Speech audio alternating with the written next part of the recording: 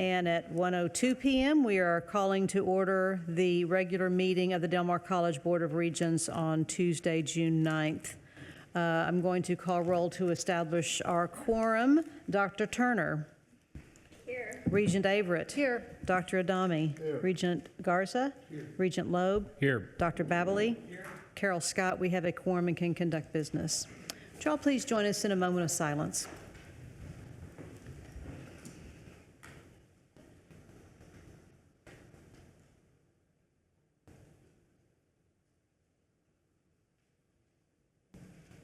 Thank you very much. Dr. Adami, would you lead us in our Pledge of Allegiance, please? I pledge allegiance to the flag of the United States of America and to the republic from which it stands, one nation under God, indivisible, with liberty and justice for all. Would you all please join us in reading the Del Mar College Vision Statement? Del Mar College empowers our communities to achieve their dreams. We are streaming live audio and video from this official Board of Regents meeting on the college's website in real time, with exception of portions of the meeting that may be considered closed session by statute. We have an opportunity now for anyone to address the board in general public comment for items not on our agenda today.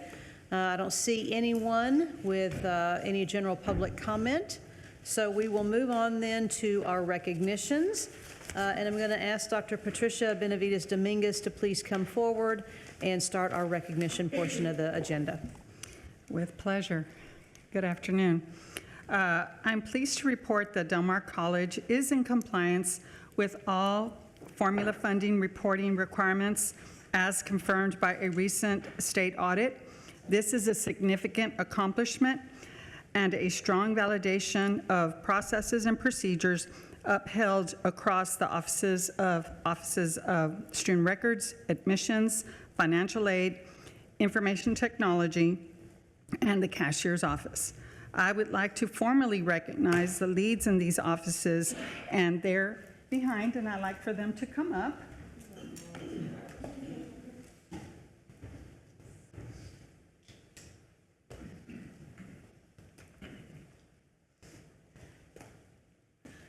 You're supposed to look happy. This is a good thing.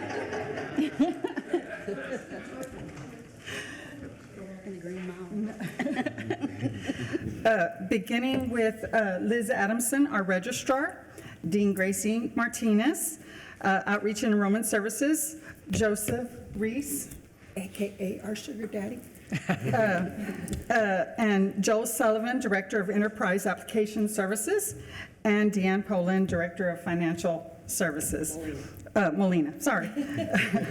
While our processes may occasionally face pushback and even seen as barriers to enrollment, this outcome confirms the work that is thorough, intentional, and necessary.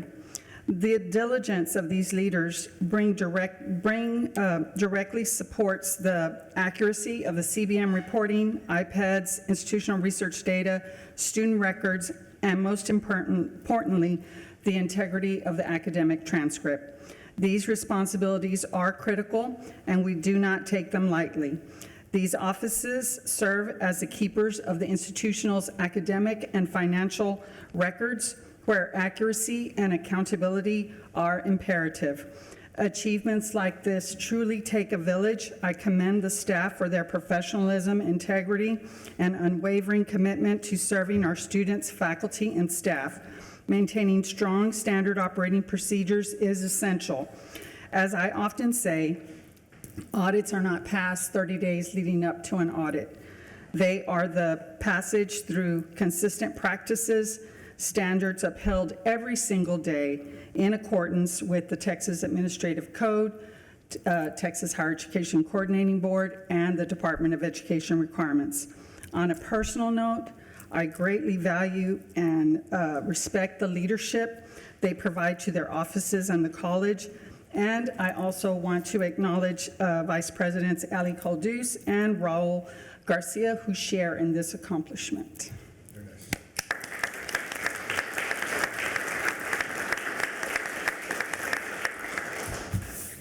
There are those of us who may not be as detail-oriented and who may be challenged with, and present company included, may sometimes be challenged with things like compliance audits.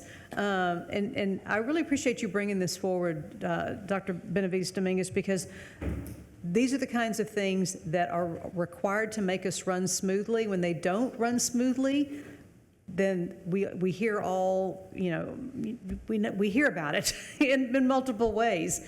And so I appreciate you bringing forward the individuals and representing the teams of folks who make sure that things run smoothly and accurately. It's so important, and kind of unsung heroes kind of work. So thank you all very much. We appreciate it. Thank you. Thank you. Thank you, Kathy. And Dr. Halcomb is going to help us recognize some of our outstanding faculty. Madam Chair, Regents, Dr. Escamilla, the National Institute for Staff and Organizational Development, NISOD, recognized faculty teaching, learning, and leadership at the 2026 NISOD Annual Conference and Excellence Awards on May 24th in Austin, Texas. The ceremony honored the faculty and their contributions to higher education initiatives and their dedication to the future of the community and technical college students. Over the past 30 years, NISOD has honored exceptional faculty in higher education. The college continues to support the faculty's professional development and to secure opportunities to recognize and honor their work and contributions to the culture of higher education. The Professional Recognition and Awards Committee, comprised of our faculty, collaborated to collect and review nominees and submit them forward. The NISOD organization announced 4 individuals to receive the Excellence Award. Unfortunately, 2 of our individuals are teaching class right now and could not be here, so you can see their dedication. But let me tell you a couple things about the 2 that cannot be here. Doug Harley, professor of mathematics, he joined us in 2008 after retiring from the Navy. He works closely with our students to enhance their skills in mathematics. He's a very patient person that does seminars and other things to work with our students who need that additional assistance. Dr. Andrea Elizondo, who's assistant instructor of reading and ESOL lab coordinator, she started working here in 2018. She's taught internationally at a lot of places such as Netherlands, Switzerland, and a variety of places. And she's taught at many independent school districts here in Texas. She works as an education consultant as well with CCISD, and Education is Our Freedom. So these 2 individuals are well accomplished, and I'm sorry they couldn't be here today. But we do have 2 of our individuals, Dr. Matthew Perry and Robert Meilenberg, here. I'd like them to come forward, Matt and Robert.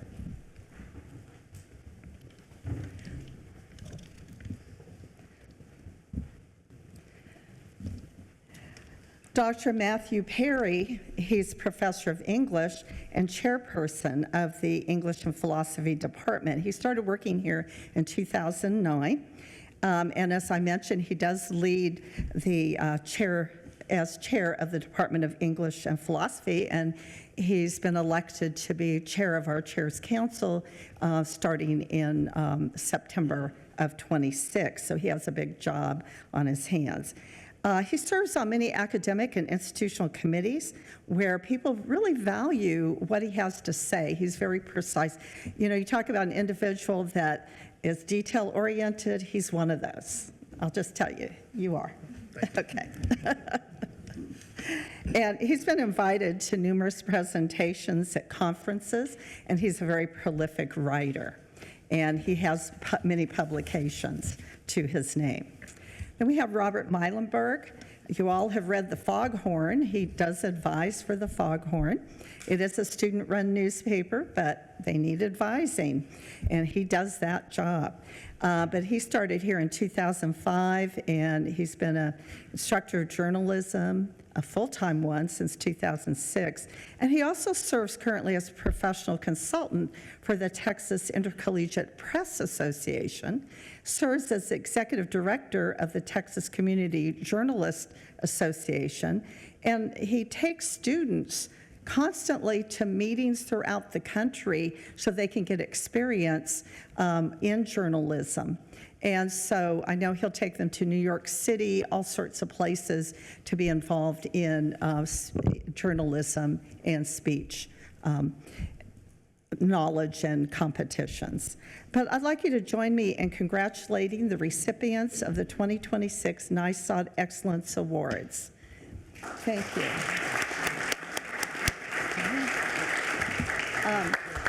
Can they say a couple words? Absolutely. I was very grateful to be nominated, and it's wonderful to be recognized, and I appreciate y'all's time. Thank you so much. Ditto. You're an English professor. You got to have more than President ditto. Escamilla, thank you. Dr. Halcomb, thank you for taking the time to give us this recognition. Thank you for the nomination. I'm humbled by it. Madam Chair, can I? Absolutely, sir. I applaud both of you. Very quickly, I think this campus has a newspaper which has died in many other campuses, and you are keeping it alive. Every time I come and take it from the rack, I'm going, man, they still have it, you know? I'm so excited and thankful that you are providing an avenue for training our future journalists who are a dying breed, unfortunately, but you are bringing them back to life and to contribute to our great democracy. And Dr. Perry, I applaud you for what you're doing. And I also encourage you, by the way, to exploit Fulbright opportunities for somebody like you going abroad. And I can arrange some institutions abroad for you to sponsor you and to bring visiting scholars to your department. I can guarantee you that. It can happen in this coming year. So let's have a talk with the permission of our president, Mark, if you don't mind. I'd like to chat with them and pursue our common professional heritage. As long as their contract requires them to come back. Thank you very much. Appreciate your contributions. Congratulations, gentlemen, and congratulations.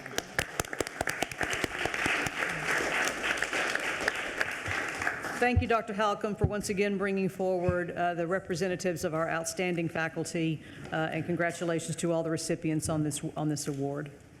We'll now turn over to our college president for his report. Thank you, Madam Chair. Everyone, I'd like to begin my comments by rolling out a program that is really taking off, and that is the Viking Radio Show on 105.9 or 103.3 every morning of the work week, Monday through Friday. We have partnered with this radio station and working specifically through Ed Ocañas and the owner of the radio station and their morning radio show, Larry Elizondo, to take a 30-minute segment from 9:30 a.m. to 10 a.m. every morning to talk about Del Mar College and all the things, all the interfaces that are going out there. We're talking about programming. We're talking about leadership. Some of the regents have begun participating in this. We hope we can touch bases with all of them eventually. We need lots of participants. And this show has... I know of 4 faculty that we can now recommend to come on the show. You can count on that because their colleagues have already jumped in and begun talking about all things. You know, we've been talking about leadership Corpus Christi with Chair Scott and her husband Mark, who are pillars of this organization. We're talking about travel and tourism with visits to Corpus Christi with Brooke Kaufman. We've talked about artificial intelligence with our own chief of all things IT, technology, emerging technologies. I've had the president of Coastal Bend College join me That's Ali Kaladouz, by the way, that I was referring to. I forgot to mention his name there. Presidents, all kinds of guests. We've talked about faculty members about fishing, no surprise. We talked about foods and culinary arts, all kinds of topics. And it's just a wonderful opportunity. And I would say that at a most advantageous opportunity for us to, Regent Adame was on there talking about the music program and his long-standing affiliation with the music program. We appreciate that. And this radio show is projecting good vibes. We're not diving into all the politics and all the other things that are going out there. We're talking about good things.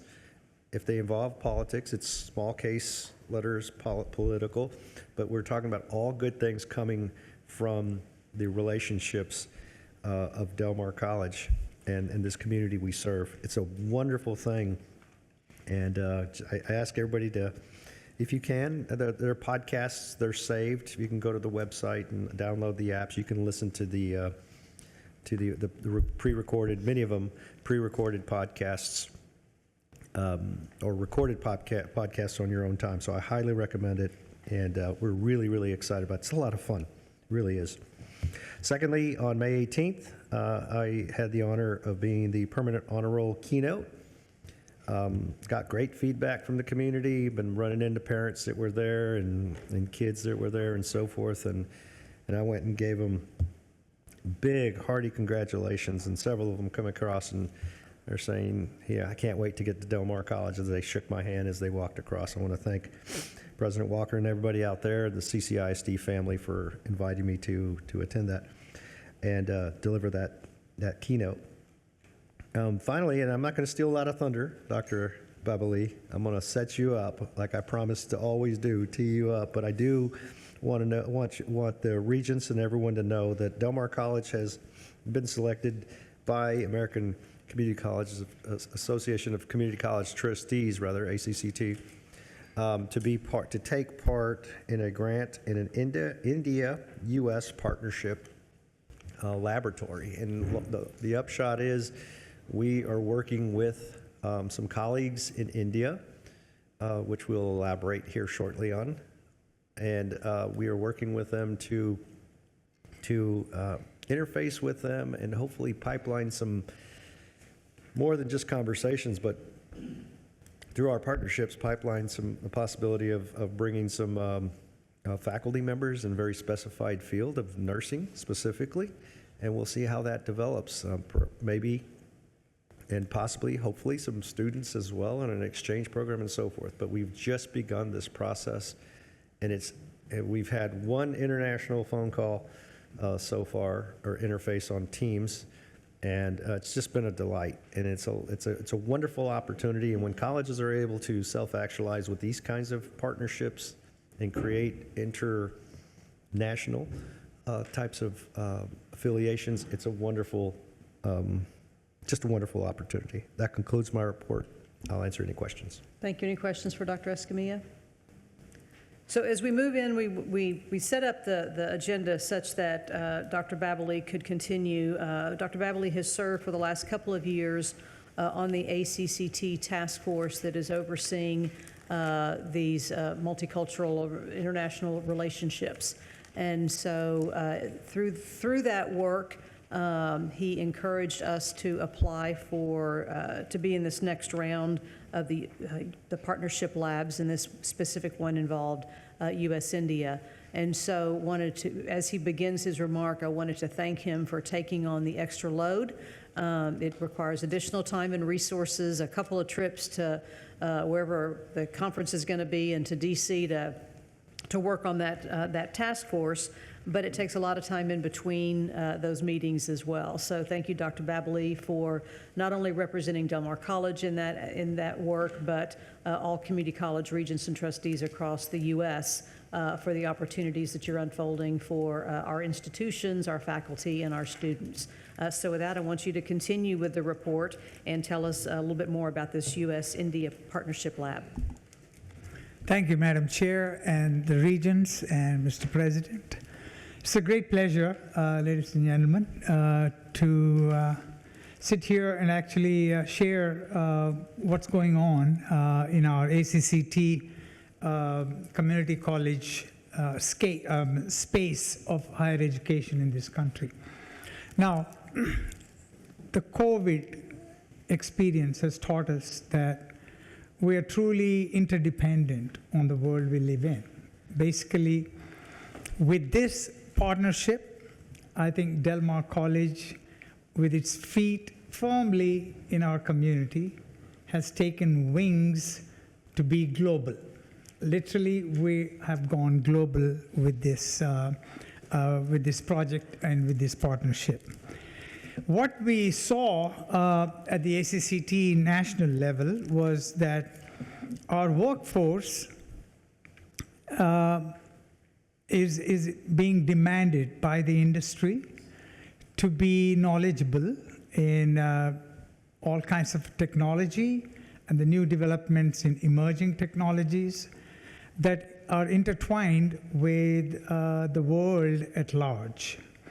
And my good fortune is that I represent two greatest and the largest democracies on this planet, United States of America and India. So when the time came to look at issues facing our countries, what we can do as community college representatives in this space, one of the major things we discovered is that a severe shortage of workforce in healthcare looming large in the coming decades.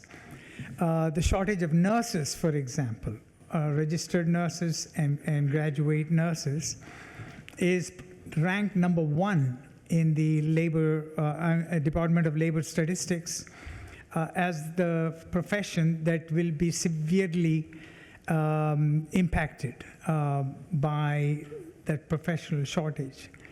So we looked at it as a task force of ACCT, and Del Mar College having a 4-year degree program in nursing. And my hometown, where I was born and grew up before I migrated to this country,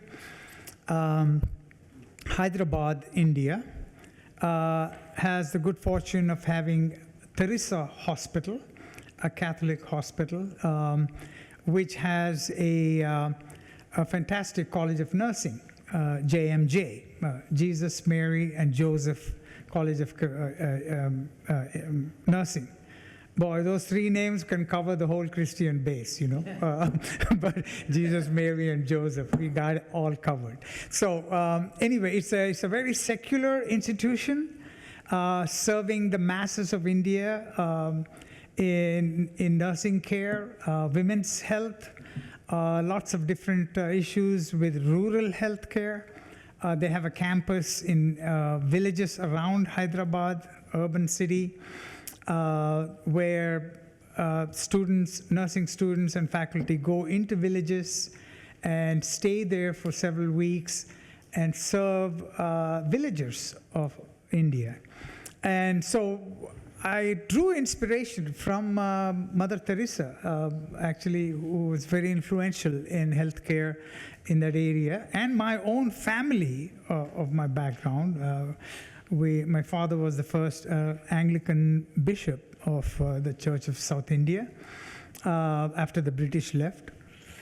So we grew up actually serving the lepers. I don't know how many of you know a disease called leprosy, which is actually very gruesome. So we address the needs of lepers and rural health care and things like that, kind of inborn in my own psyche and my own family's contribution. So that kind of came natural together. The whole thing just kind of fitted when we thought about partnering Del Mar College of Nursing and the Teresa Hospital's College of Nursing in Hyderabad. And so both the teams met, and our leadership met, and our president, Mark, always believed that community colleges are a democratizing institution of this country too. It democratizes knowledge, vernacularizes our professional practices, and I think it was a natural fit that Del Mar became the leading institution to have this global partnership in nursing that addresses the pandemics of the future and understanding of different healthcare systems around the world. So with that, we brought together our Vice President of ACCT, Robin Metros-Hems, and President Mark Escamilla, and our Chair of the Board, Ms. Carol Scott, and Sister Bandavi of the JMJ College of Nursing in Teresa Hospital, and the faculty there all have shown great interest in it, and they will be forging a formal partnership agreement. A memorandum of understanding will be signed in the coming weeks and the semesters ahead. And you'll be seeing some interaction globally, first online and virtual learning, and going into faculty exchanges maybe, and also the student exchanges of their students coming here, and possibly a couple of our students going there to look at how and understand and learn more on this aspect as such. So I'm glad to be part of this, but as academics, our Vice President of Academic Affairs and the faculty, nursing, and the dean all become part of this. I'll be standing by to guide you or advise you when needed, but now it's the academic in charge of this partnership. So, Madam Chair, I was very glad to report this partnership. Thank you. Thank you, Dr. Babbily. Any questions for Dr. Babbily or Dr. Escamilla on this? We'll look forward to hearing the continued work, and thanks. All right, moving on to our staff reports. Ms. Tammy McDonald is going to give us our semi-annual contract review report. Yes, thank you, Chair. So we have our color-coded system. So we have quite a bit of activity on the list this time. So if you'll notice on our first section, we do have the Weaver contract, which is internal audit. It will be expiring at the end of August. The RFQ is in process. The board did approve to move forward with that last meeting. We have 2 construction projects that will be coming to an end. One is with Victory Building and Spa Glass. Those will be ending in the next, one is the end of December, and the other one is completed project in a year. That's when the contract will end. That's for this building. We have Texas Book Company, which will end in the end of October. And then we move to the IDIQ list. So the orange shaded are the ones that have already expired. The last one on the list, Hanson, I don't believe theirs expires until October. So if we go to the next page, these are all the new ones that the board did approve, the firms for the IDIQ for this next iteration of IDIQs, and all of those contracts we are in process working with purchasing to get those master contracts in place. So that's the conclusion of the list. Any questions? Any questions? If anybody needs a bigger list printed out, let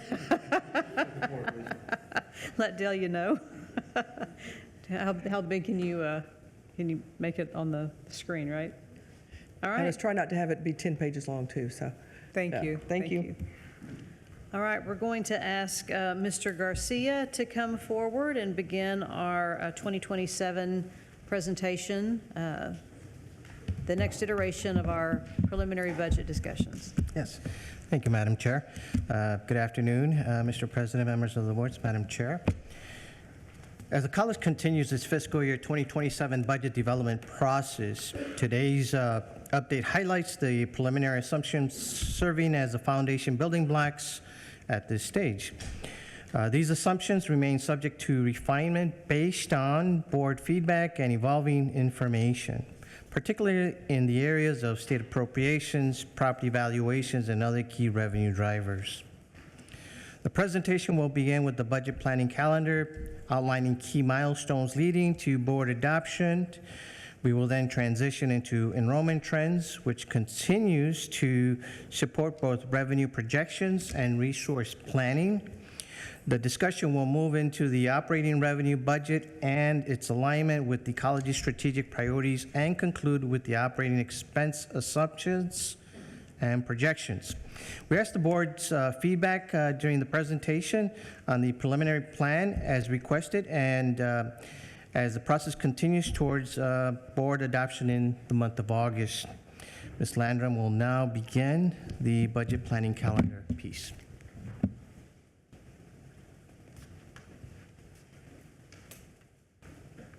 Thank you, Mr. Garcia. Good afternoon, Madam Chair, Board of Regents, Dr. Escamilla. So as we go through the process of our budget calendar, July 25th, we will receive our certified values for our properties. Again, as a reminder, that is a Saturday, so we hope to have it a little early. But then we'll come back into our workshop July 28th. Hopefully we'll have a better idea of what our rate could be. I can't guarantee that we'll have it finalized because there are a lot of pieces from a lot of different places, but hopefully we will have a better, firmer idea of what those rates will be. And then July 31st, we will provide our departments with their preliminary budgets. August 11th, we will come back to the board with another update where we will seek your approval to conduct our public hearing on our proposed budget and property tax rates. With your approval, we will have our public hearing on August 25th, where we will seek your approval to adopt our proposed budget and our property tax rates. As a reminder, September 1st is our deadline to approve our budget, and September 30th is the deadline to approve our tax rate. Are there any questions? Okay. Dr. Patricia Benavides Dominguez will come up and discuss enrollment.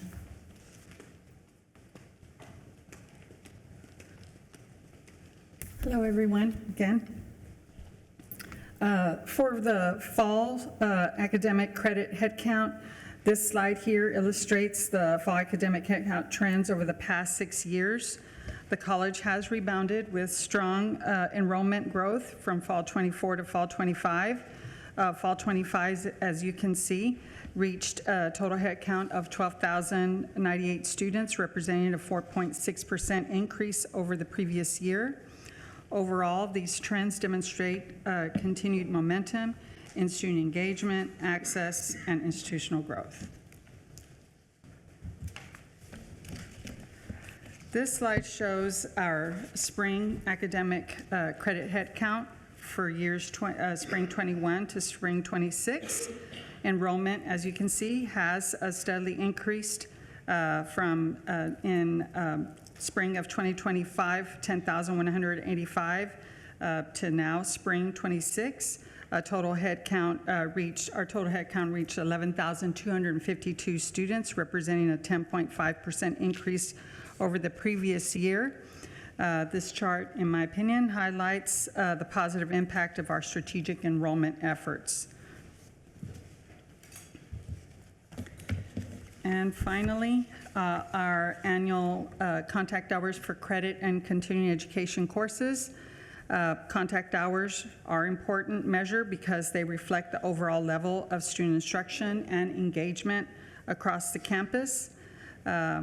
So for year 24-25, we are at a 5.3.7 million, representing a 9.9% increase over the previous year. Credit contact hours increased approximately 4.39 million, demonstrating a continued strength in our academic programs and student enrollment. Continuing education, contact hours also experienced significant growth, rising to more than 978,000 hours, reflecting increased demand for workforce development, increased training, and community education programs. Overall, we are growing to meet the needs of our community.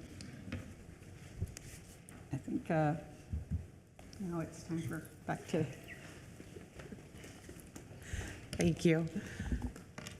Okay, so now we're going to go over our revenue challenges and assumption for our fiscal year 2027 budget. For our performance funding, we still have to be decided on there. It's still a little early. Hopefully, we'll get some estimates from the coordinating board soon. And then we have a conference that a few of us are going to. We're leaving today. So hopefully later this week, we'll find out some additional information if there's any methodology changes or anything like that. Did you? No, that's the conference in Fort Worth. Yes, yes, sir. So for right now, we're keeping that as to be decided. For our FAST funding, we are adjusting and estimating an increase that's based off of historical data. We did keep to be decided on here because we have heard that they are talking about changing to more of an estimated funding like our performance funding. If they do that, we would like to compare their estimates to what we are estimating, and we'll adjust accordingly there. For tuition and fees, we are not increasing our tuition rate to comply with the governor's request, and we are still analyzing our enrollment trends. For our property tax revenue, once we receive our certified property values, we will finalize our evaluation of the overall tax rate. And then based on the information today, we are estimating a 2% net valuation growth with $500 million in new construction, and then we're still evaluating the effects of that House Bill 9. Are there any questions before we move on? I think this is more a question for President Escamilla. You know, in the past, when we froze tuition at the governor's request, there was an ask from the colleges kind of collectively to make up the shortfall on performance funding, which was met. But then legislative budget board or somehow, some way, things that we were supposed to get paid for didn't get paid for. And so I guess my two questions are: one, what is the ask this year where we're somehow making this up, and two. How do we get to a place where we actually know when the legislature votes on a funding system that that's what we're actually living under and it's not made up based on things that happen after the legislature goes home? My best response to that at this point is that we continue to work very closely through the association with the leadership at the state, both through governor's office, the leadership, the elected leadership, the coordinating board, and the LBB. That being said, that we are finding that our best approach, and this is as close to a consensus as we can get as an association, that the more we are able to cooperate through and prior to the pre-session and through the session, that we believe that through our negotiations at the supplemental funding stage of all of this is where we can tick and tie things at the end. That's what we are being asked to do, and that's where we are, as an association, are putting the eggs in that basket. To be blunt about it, community colleges, when I say we, the 50 community colleges in the state of Texas have overdone enrollment in a great way. We've advanced the state, and the state has got to find ways to best fund those dollars. What I'm hearing early on, despite some of us squawking about it, is that their intention is to do as little harm, if you will, to us as a sector. Cooperation is what they're asking for. They don't want the pitchforks and torches and all that kind of stuff. They want diplomacy. They want collegiality. They want all of these kinds of things. That's my best answer for it. But supplemental funding is where it's gonna. I think where it's gonna wind down. And that's my point. I don't like increasing property taxes. I don't like increasing tuition. I agree with those things, but if we're not going to do those two things, then we need to get more money from them.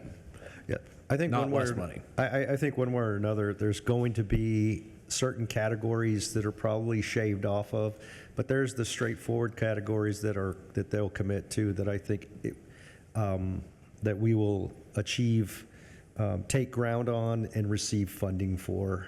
I think at the end of the day, it's going to be some select programs where they shave off aspects of HB 8 that they shave off dollars from. I'm optimistic at the same time because of the enrollment trends. Again, we've been infusing these enrollment trends because, there's some great volume still taking place here in terms of what we're producing in terms of graduates. And I think they will be funded. I think these graduates will be funded and so forth. We'll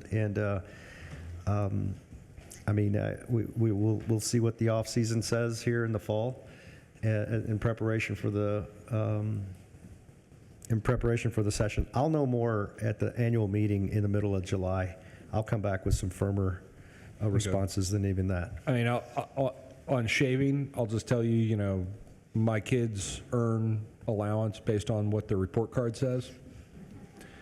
And if they showed up at the end of the school year and they know how to do the math, and I said, well, I just got to shave it a little bit, they're disincentivized to continue that level of performance. I understand. I'd have been broke if I was your kid. That's why you get part-time jobs. Anything else? Okay.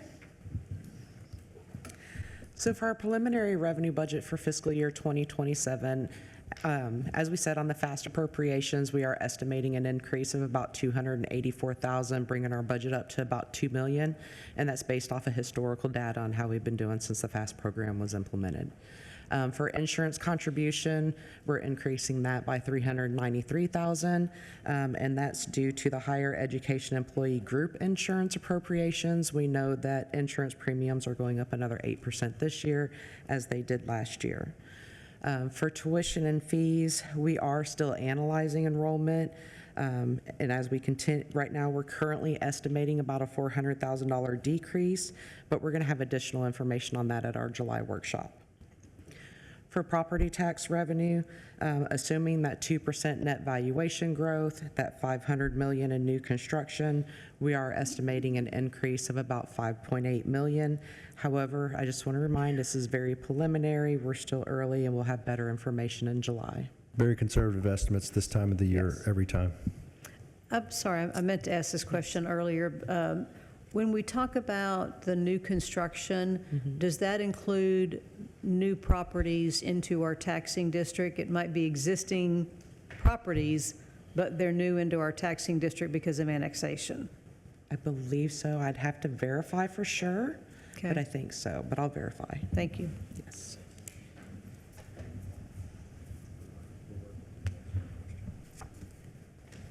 Okay.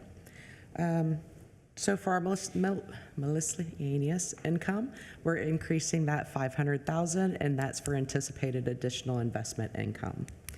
So with the estimated increases and decreases, we're looking at about $6.5 million in additional revenues, which would bring our preliminary budget to $140.2 million. Are there any questions before we move on?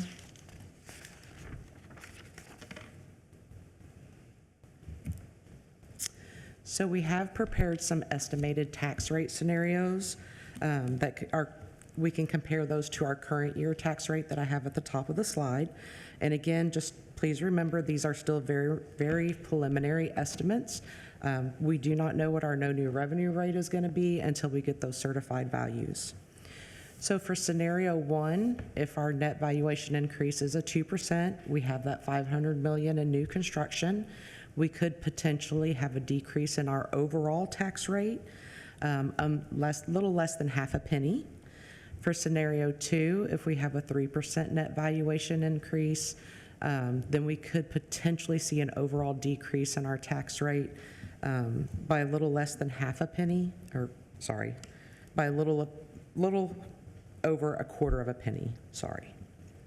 So for scenario 3, if we have a 4% net valuation growth, we could see potentially a decrease in our total tax rate of a little over half a penny. Are there any questions on this slide before we move on? Okay. So this chart on this slide shows our historical tax rates for the last 4 years and the estimated tax rates if we had that 2% valuation increase with the $500 million in new construction. So as you can see, with our debt service requirement decreasing, our debt service rate's going to decrease. And then with the additional property tax revenue, our M&O tax rate could increase. However, our overall tax rate could potentially decrease just a little bit. So for a homeowner, the potential tax impact based on an average homestead value of $283,072 could see about $781 in potential taxes compared to $717 last year. Are there any questions? Okay, now Dr. West will continue with our strategic alignment.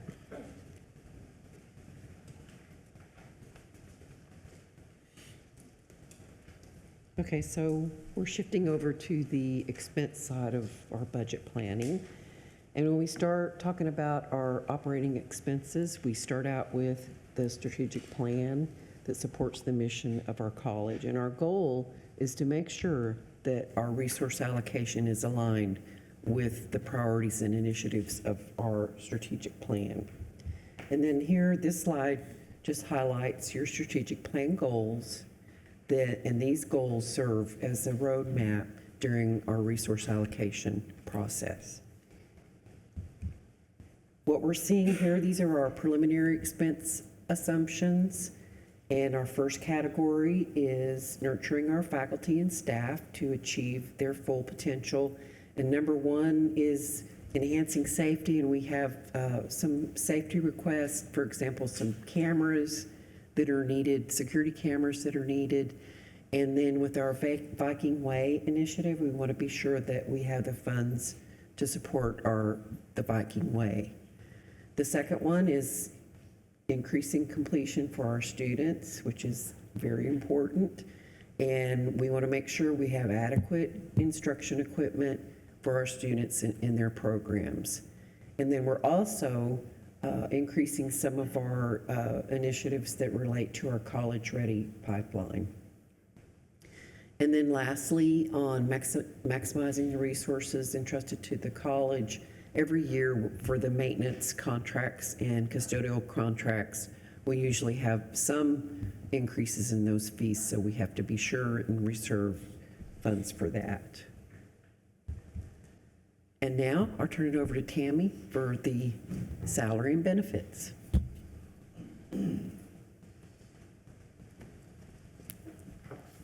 Thank you. For our preliminary budget this year, we always give the board some options so you can kind of gauge dollars. So we have option 1, 2, 3, and 4. And for this particular preliminary budget, we have used option 3. So I'm just going to go through option 3. The components are the same, it's just the percentages are different. Okay. So for option 3, for full-time faculty, of course, in any of the employee groups, there are certain eligibility requirements that have to be met. So this is for those who meet those requirements. So for full-time faculty, it would be the 1-year experience pay at the current rate of $829. It would be a 3% increase to the schedules for rank, education, and base. So those are the 4 components that make up faculty 9-month salary. The dollar amount includes the promotions that have already been approved. It includes the impact that these increases would have on summer pay, and it also includes a load alignment to 15 contact hours. So on adjunct overload, it has a schedule. We are recommending an increase of 3% to that schedule. We have non-exempt full-time, a 3% increase. Exempt full-time, a 3% increase. And then also for any non-exempt part-times, and we have an exclusion list there because some are paid from other options. So there would be some exclusions, but for what I call our core part-time employees, non-exempt, a 3% increase for them. So overall for option 3, and this includes benefits, salary and benefits, it's a little over $4.3 million. And to put some things in context, I checked, they have not released CPI for May. It'll be released tomorrow, but a 12-month rolling CPI for April was 3.8%. Just FYI. Okay. Any questions on this? What are we aligning to 15 credit hours from? What is it now? It's contact hours, but. Or sorry, contact hours. Go ahead and explain Okay. that. Yeah. So by policy, there are two different ways where basically it's half faculty are on two different type of calculations of their loads to receive their 9-month contract. About half of the college is on what we call a contact hour base, and those, we have some at 18. Then we have half the other faculty that are on what we call lecture equated, and that is they have 15 lecture equated hours to meet their load. So we're trying to align everyone across the board, so to meet their 9-month contract load, everyone would go to 15 contact hours. So if you teach a lab, you have to have an additional class every semester to get paid the same as somebody who doesn't teach lab-based courses? If it's part of their load. So if it's part of their regular, when you get your 9-month contract, your 9-month salary, your load, you have to meet either 15 lecture or 18, right now, 18 contact. So labs could be part of that load. So whether you're teaching a lab or you're teaching classroom, it still equates to your 9-month contract amount. Anything that's taught outside the scope of your load would be paid off the adjunct rate, which is our overload rate. So then it does have a different rate for that. This is a first bite of an apple that is really large. And this is a proportional step that brings a difficult, I would say a disparity of sorts that has been longstanding at the college. Don't get me wrong, everything has worked. We've made things work in the past and so forth, but this is leveling of the pay schedules such that we can move ahead and assure that anyone giving their efforts towards a lab experience as part of their loads, that they are teaching at the same levels as their peers in other divisions. This was an equalization of sorts that is probably a half of one big piece of the puzzle. The lab lecture ratios is another part of this a puzzle that ultimately needs to be rectified here, or I shouldn't say rectified. It should be addressed and paid at a 1-to-1 ratio. Currently, tradition has always been that you teach a lab and you get paid half for a whole hour's worth of work, and so that is an old model that we've been working on for a long time, and we have decided to bring this forward to begin taking care of the foundation of this inequity that's this part of the rectifying contact hours to prepare for these future conversations. There's going to be more coming in the way of proposals. I have been working with faculty and our leadership through our Chief Academic Officer, Dr. Halcomb, and we've been putting this on the back burner for too long, and we want to begin at least taking bites at the apple, at least moving forward incrementally, more appropriately put. So basically moving to this, it's regardless of what you're teaching when you're meeting your full load for your 9-month contract, 1 is 1. Also, it's going to help us move forward, which we have been looking at since I've been here 15 years, of going to electronic pay sheets for faculty, because right now they're manual, because we have all these different calculations because of different loads. So this will help us move toward automating that particular element of faculty pay sheets when 1 is 1. How many people does it take to do everybody's pay by hand? No, I mean, it's the sheets to calculate the load, and then we put it in and it's automated. Oh, okay. But we're just trying to eliminate that one step of paper, Yeah. which it can be a lot of paper.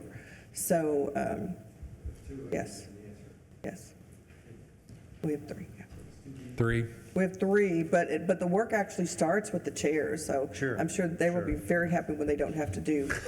Yes, Paul? We have chairs in the audience, when they don't have to do that paper, so yes, Yeah. yes. Okay. I have a question. Is the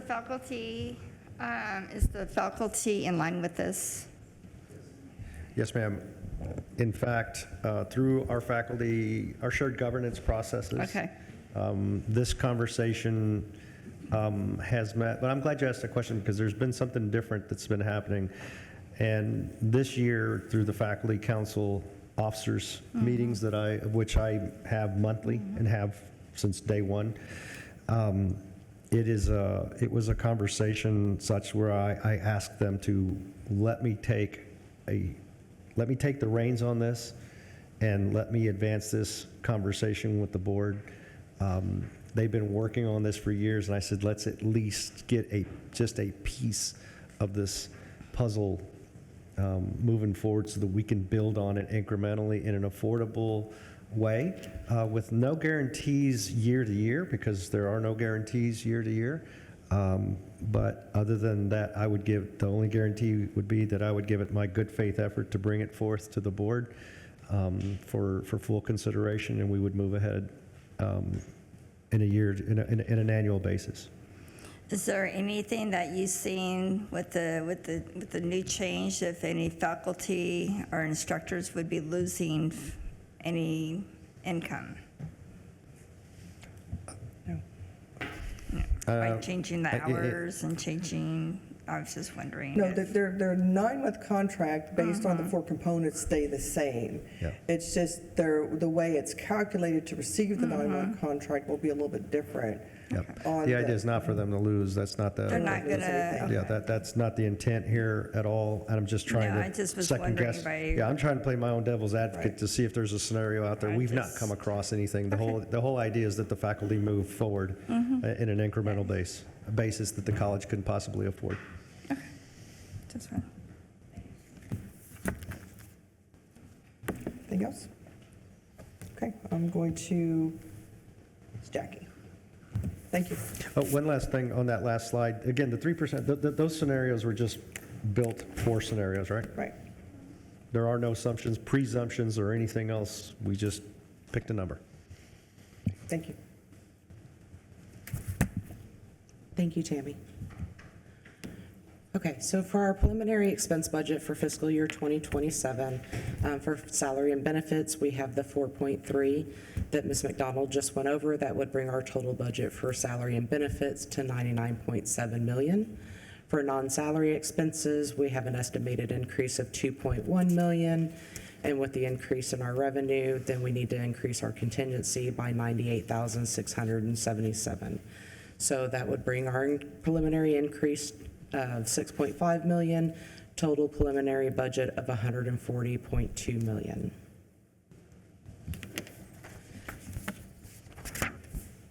Okay, so the next 2 slides are the details of our preliminary budget for fiscal year 2027 by the categories that we have on our income statement. Again, we have that estimated $4.3 million for our salaries and benefits. For maintenance and repairs, we are estimating $299,000. That's for those cameras for all of our campuses and some additional maintenance needs.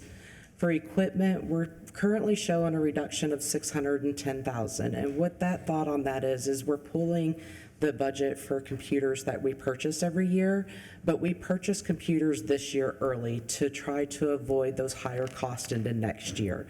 So when we get into fiscal year 2028, we will look at replenishing that $610,000. Are there any questions before I move to the next? So equipment versus the line dot computer software, hardware, license and servicing. So that does not include the actual computers? Not the actual computers. So Okay. computers fall underneath the equipment because those are Gotcha. usually inventory and tagged items. Okay, thank you. Okay, you're welcome. So for insurance, we've been fortunate the last couple of years that we've seen a decrease in our insurance premium. There is an estimate for a decrease again going into fiscal year 27. So we're looking at reducing that category by $360,000. Based off of the information we discussed this morning with our maintenance tax notes or the revenue bonds. So we need to increase our tuition bond transfers by that 4.2 million for the maintenance tax note.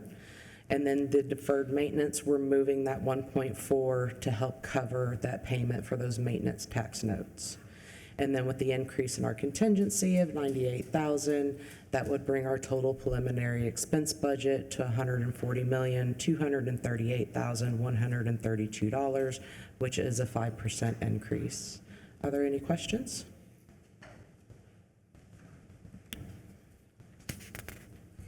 Okay, that concludes our presentation. Thank you. Thank you very much. Any feedback? All right.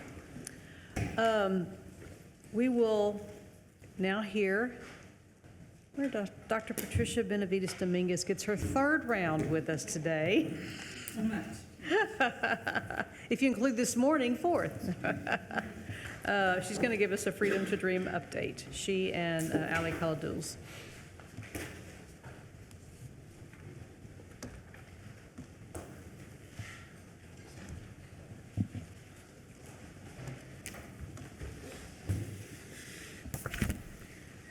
Good afternoon, Madam Chair, Regents, Dr. Escamilla. We are happy to give you another Freedom Dream update, Cohorts 1 and Cohort 2, with the additional information that we've gathered over the past year. And so we're going to talk to you a little bit about student academic progress for Cohort 1. We're going to share the impact of some student success coaching that we've seen and some really great information I thought that came out of those efforts. And then Patricia's going to share progress on Cohort 2, which we're looking at welcoming to the college in fall. And then some student voices. This was really great to see. So one of our programs, HVAC, I believe, did some surveying and got some actual feedback from the folks that are going through these programs, and we wanted to share some of that with you all as well. But to the data first, academic progress for Cohort 1, things are going fairly well. We have... The percentage is showing is pending right now because we don't have a full enrollment for spring of 26 yet, fall of 26 yet, but we anticipate having those folks, those numbers finalized in late August. As of today, it is at 627 of Cohort 1 students that are registered for this coming semester. We have a 74... Your label on that says spring to spring. I just realized that. Yeah. My apologies. That was incorrect. Yeah, fall of 26. Good, it wasn't me just reading it going. No, that was a, error on my part. Apologies. Fall of 26, and we have 627 as of this morning, registered, and we anticipate that number continuing to rise toward August. 74% of the students from the original Cohort 1 are showing successful, and that's a GPA above 2.0, so 1,190 students. And then this was a really interesting artifact in the data. We've seen a 10% increase in college readiness from that initial cohort. So we went from 765 last semester, beginning of spring, this semester, to 850 at the end of the spring semester, which is a great rise. I think that's credit to all the folks that are helping them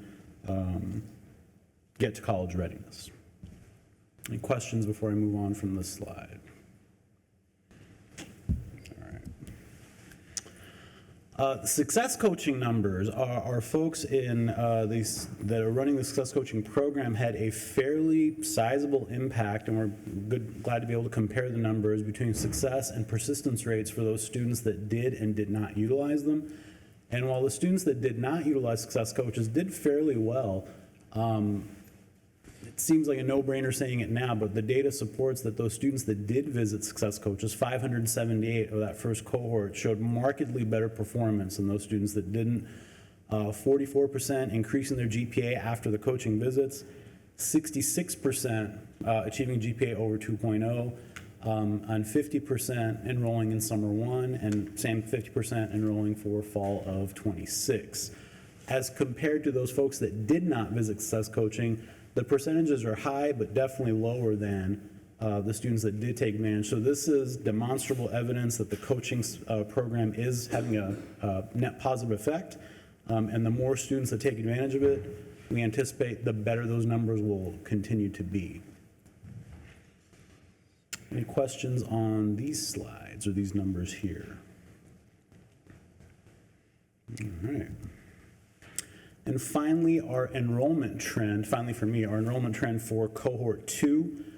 So this is similar to the funnel that we showed y'all for cohort 1. You can see the RFI, the application process, and then what the numbers look like for students that have been provisionally approved, fully approved, and that's the green bar, and then registered for the fall semester.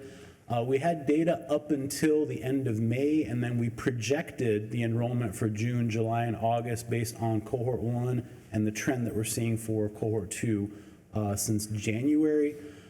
So we ran numbers again as of this morning. We had projected that we would be at 160. We are at 139 registered for the fall semester as of today, and we anticipate that those folks that meet the qualifications will be around the 359 to 360 if that trend holds, hopefully above, but that is what we are anticipating. And then you can see the data table down there at the bottom left kind of shows you the breakdown month to month.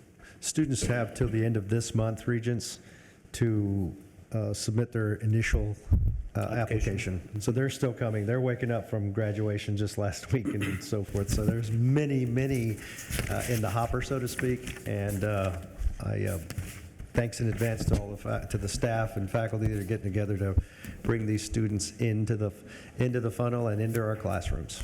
Does this number include the students who are not college ready, who we are shifting into a different track? It does not. These are the students that would actually meet the cohort college readiness requirements. We have a fairly large, a good pool of students that Dean Gracie's team is using the CRM to contact and help guide them toward rising scholars or other opportunities to help them become college ready and come into the cohort in the following year. So no, and yeah, the answer is no, and to your question, and there's ample activity for those as we prepare those to become ready. Okay, and I would just say, to me, that is just as important, if not more important, of a cohort for us to track. We love them all the same, and there's a lot of activity in that way, and so we're going to work our plan, and then we're going to report back. We are using our new technology, the CRM, to track and communicate with them. So just another plug for that. Thank you, Jeff, for onboarding that. But I'd like us to have a part of these presentations where we're showing how many of those accepted, how many of them took it, how many of them showed up, how they're doing, how many of them, got college ready and moved over, because that's our. Yes, I understand. That's where this thing is won or lost. Yes, and that's where we look forward to that. Those students are by no means lost on us, and as such, we will be bringing those data back to you because we are, again, working that plan. Still very preliminary. We're still inviting them to the party at this point. Okay. All right, and then I'll pass it off to Patricia for the next set. This slide provides a closer look at the college and program readiness of students entering into Freedom to Dream Cohort 2. The left side, we see college readiness indicators, and among each of the student categories that you see, those that are college ready versus those who are not. This indicates among the student groups who is entering with a strong academic foundation and students who will need more intervention and academic support. On the right, the chart highlights program readiness, which measures preparedness for entry into a chosen major. Again, dual credit seniors show the strongest positioning in being program ready. For non-dual credit seniors and non-traditional students, most students were identified as not program ready. This underscores the critical role of career advising, onboarding, guided pathway supports as students move toward enrollment and completion. Overall, these data points help us to identify both the strengths and the gaps across the student groups. The findings reinforce that early assessment, academic preparation, career alignment, and proactive student support services will remain essential components of the Freedom to Dream program.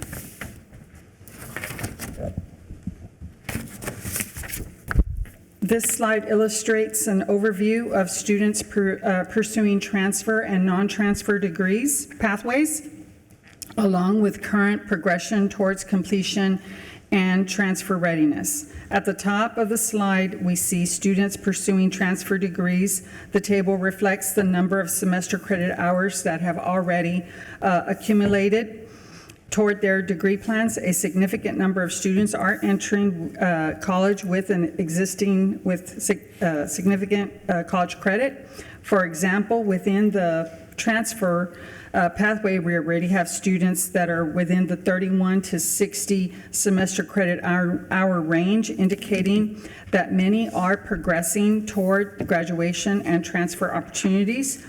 Most notably, 69 students are potentially within one semester of transfer ready, and an additional 44 students could be within 2 semesters of completion pending final evaluation of their earned semester credit hours.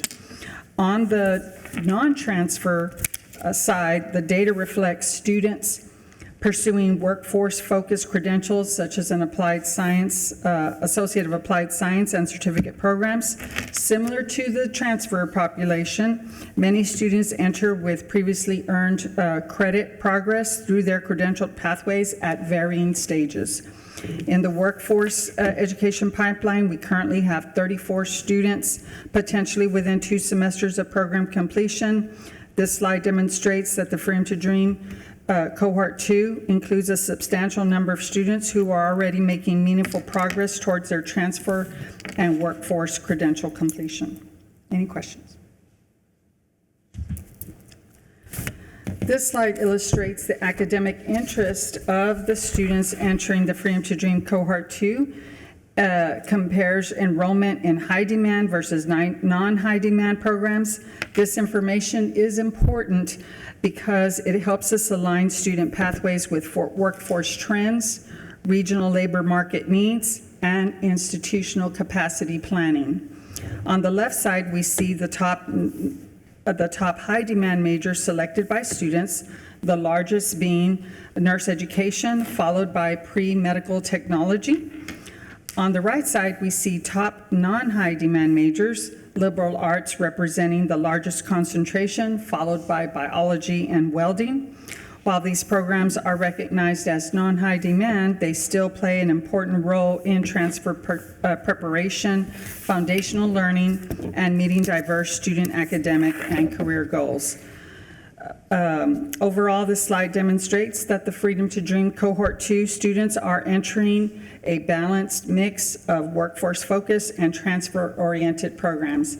And also, I'd like to additionally acknowledge that the welding currently is at non-high demand, but for academic year 26-27, it will be high demand. I have a question about the liberal arts students. Are we talking with them about what their ultimate career or degree program is and trying to move them out of a generalized liberal arts major into something more specific? Yes, Yeah.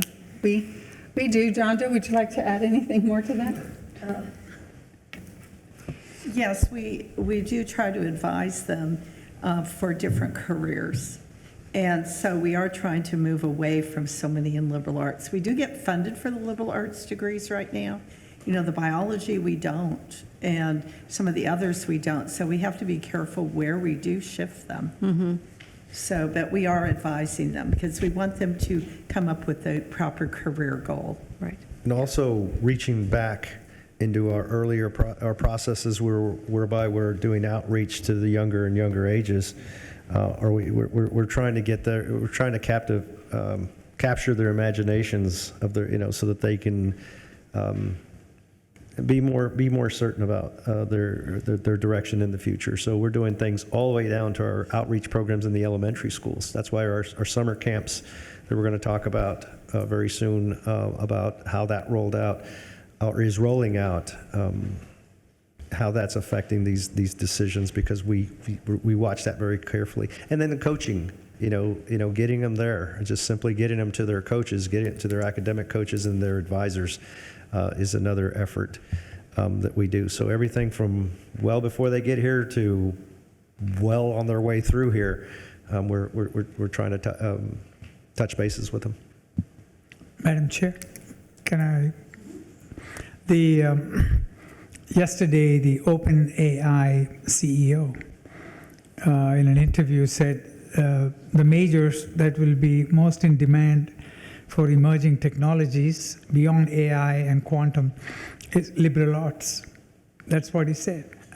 So we need to somehow sharpen that positioning for our students to not to feel alienated or out of the mainstream when they major in liberal arts, because that's what the industry will be looking for, he said, actually, in the next 10, 20 years. And so they're looking beyond AI too. Quantum is the next after that, quantum AI. And they're saying that we don't need specialists. We need broad liberal arts majors who can understand the world they live in. I mean, this is a very simple expectation that they would like to have from the future workforce. So that's something to think about and plan for the future, not necessarily follow the trend, but we should set the trend, I think, Thank you. The next two slides represent the student voice. And I'd like to call Mr. Paul Creasy to come join us up here. Thanks to his assistance, he is the chair of Aviation, Automotive, and Air Conditioning. Students participated in a survey to better understand their educational experience and the impact the program has had on their lives and career pathways.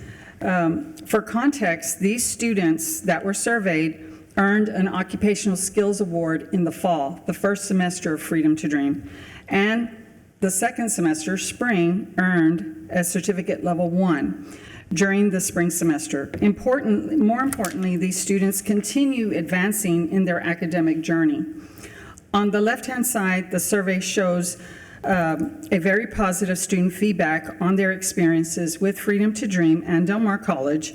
Students reported a high level of satisfaction with the program, and overwhelmingly majority indicated that their coursework and training helped prepare for employment. This tells us students clearly see the value in skills, training, career preparation that they are receiving through the program. Equally important are the written responses shared by students about what their earning and credentials mean to them personally and for their families. Several themes emerge consistently throughout the feedback: economic opportunity, family support, confidence, and the hope for a more stable future. And finally, this slide highlights the students' voices and the personal impact of Freedom to Dream initiative. While our quantitative data demonstrates progress in enrollment, persistence, academic success, these students' reflections remind us of the human impact behind those numbers. As you can read, students share that they are very proud of how much they learn in a short amount of period of time and appreciate the ability to pursue education at a little or no cost. On the right side, a reoccurring theme throughout their responses was the importance of taking advantage of the educational opportunities and believing in their own potential. These comments reinforce the transformative impact that access, affordability, and the support can have on student success. Freedom to Dream is building confidence, expanding career opportunities, creating a pathway for long-term economic mobility. Most importantly, these students' voices remind us that the program is not only changing educational outcomes, it is changing lives. And I'd like Paul to speak regarding his students. So Chair Scott and Dr. Escamilla and the Regents, y'all may remember 2 to 3 years ago the work we did with the Bellwether Consortium Awards for the stackable credentials. And so the building trades is one of the benchmarks that we use with the stackable credentials. where the students can come in and get that skills award all the way up to the BAS now, and have that, I'll call it a truck stop, right? Take a break wherever they need to within their life and education. But these students here have shown that what they're actually getting out of the program and what they're learning from it and what they're able to do with it as they complete the program have successfully completed 2 steps of those stackables and are going to continue on. These 5 students will actually be graduating this summer with their level 2 certificate to finish out their associates in the fall. And they, obviously we saw here in the survey that was put forth that they're seeing the opportunities that are available to them. Thank you for doing this. We appreciate that feedback, and we love hearing student voices. So it's a great way to sprinkle some little, as my Cajun friends call it, a little lagniappe on the conversation. Thank you. Any other questions? I just said, I really like student voices, especially when they're saying good things about something we did. So. That's right. Thank you for the continued data points. These just help us when we're talking to community members and obviously the success of the program. So we really do appreciate these updates. Thank you. All right. Next on our staff reports, we're going to hear from Jeff and team on the Strategic Enrollment Management Plan. Good afternoon, Regents, Madam Chair, Dr. Escamilla. We've been hearing a lot about freedom to dream lately, and that's obviously because it's been transformational for our students. But what we don't hear as much about is how transformational it's been internally for the college, and it really has. It's acted as a catalyst that has brought together all these different divisions. It's sparked conversations that we haven't been having in years. A lot of collaboration is occurring around the college, and basically out of that, the Strategic Enrollment Management Committee was born. And too often people think of enrollment management as somebody's job, or that it's a department or a division. Enrollment management is everybody's job. And in short, enrollment management is all about bringing all the divisions together around the purpose of recruiting, maximizing student success, getting students to the finish line and well beyond. And so that's a pretty big job, right? It involves a lot of, as we have up here, collaboration, data-driven discussions, aligning comprehensive plans from all the different divisions that work together around those ends. And for that reason, we put together a pretty big committee that cuts across a wide swath of the college. That committee is chaired by Dr. PBD. I'm really up here just giving her a break from all the presentations that she's been doing, but it's also chaired by Dr. Halcomb. And in addition to that, Allie is one of the chairs, and I am also. And we have a couple of other vice presidents in the committee as well. And that's because these conversations involve everything from finance to the foundation to pretty much every aspect of the college. And you can see also all of these different aspects are all tied to our strategic plan in general. I'm not going to go into the details on that, but you'll see all the goals that are being met as we talk about this plan.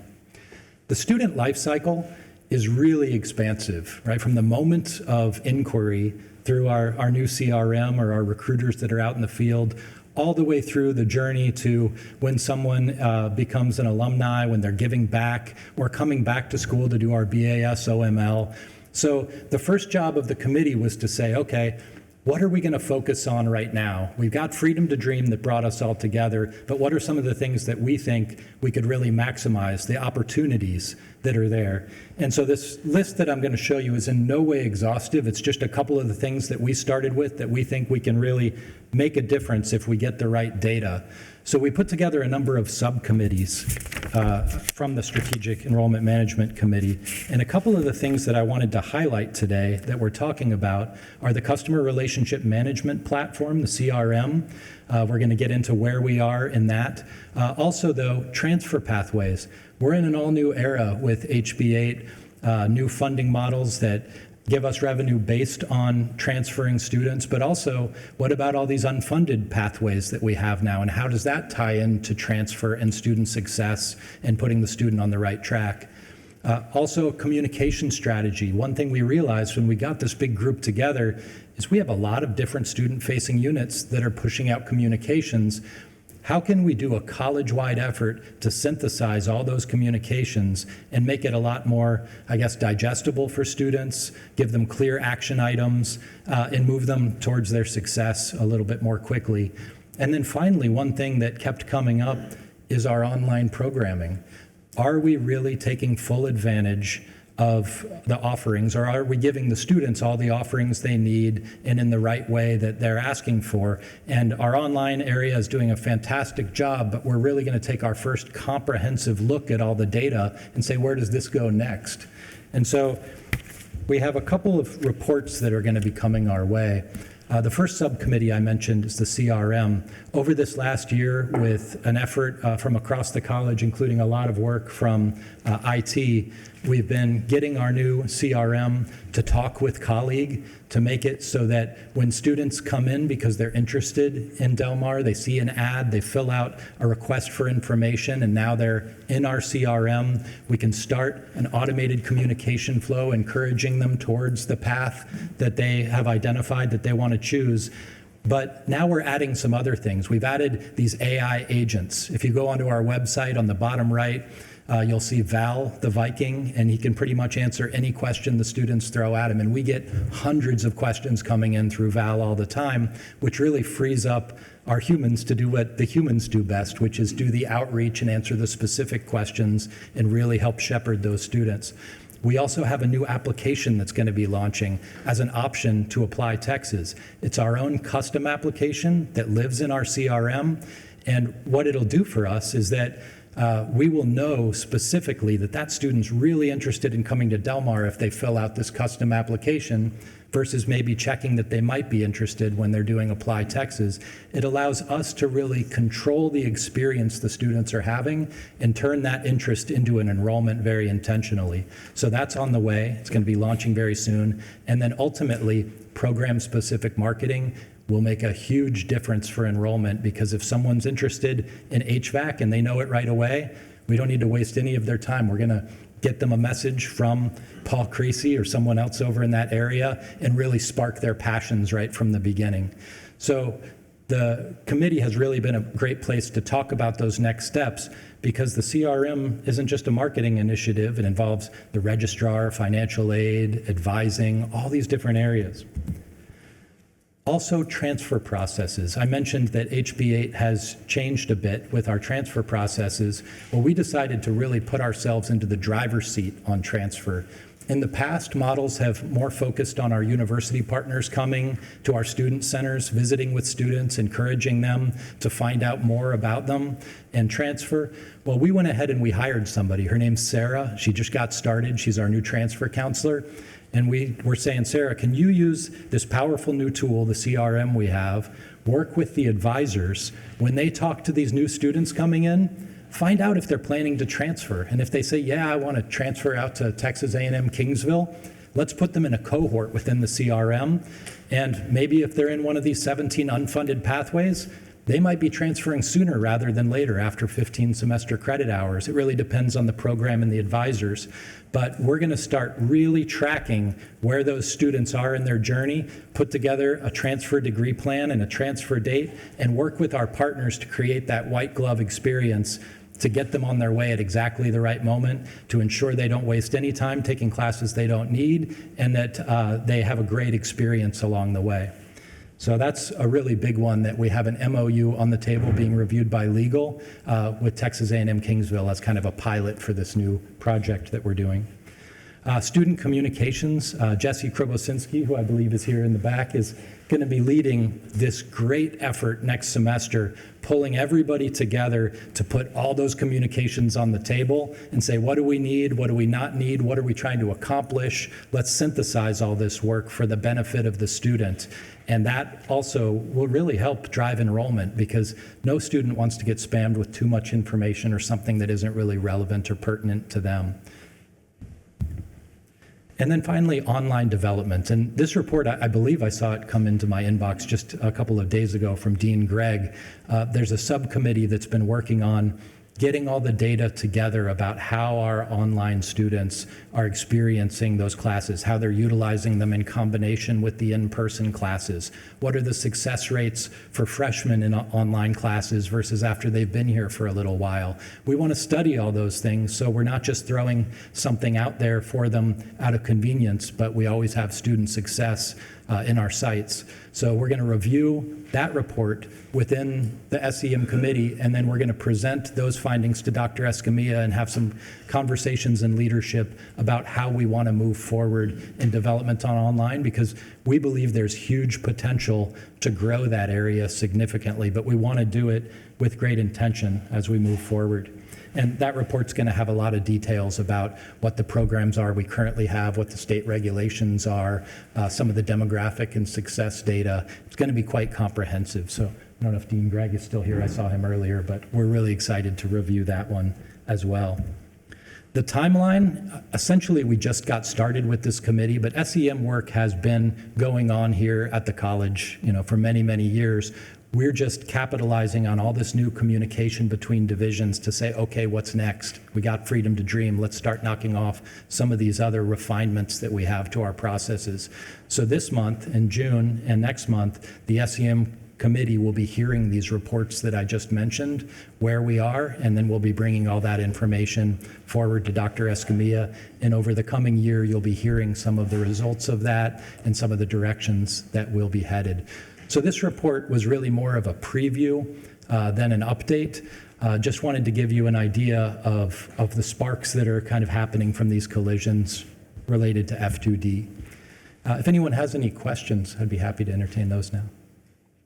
I don't have a question, but I want to applaud you all because a caring campus concept is important.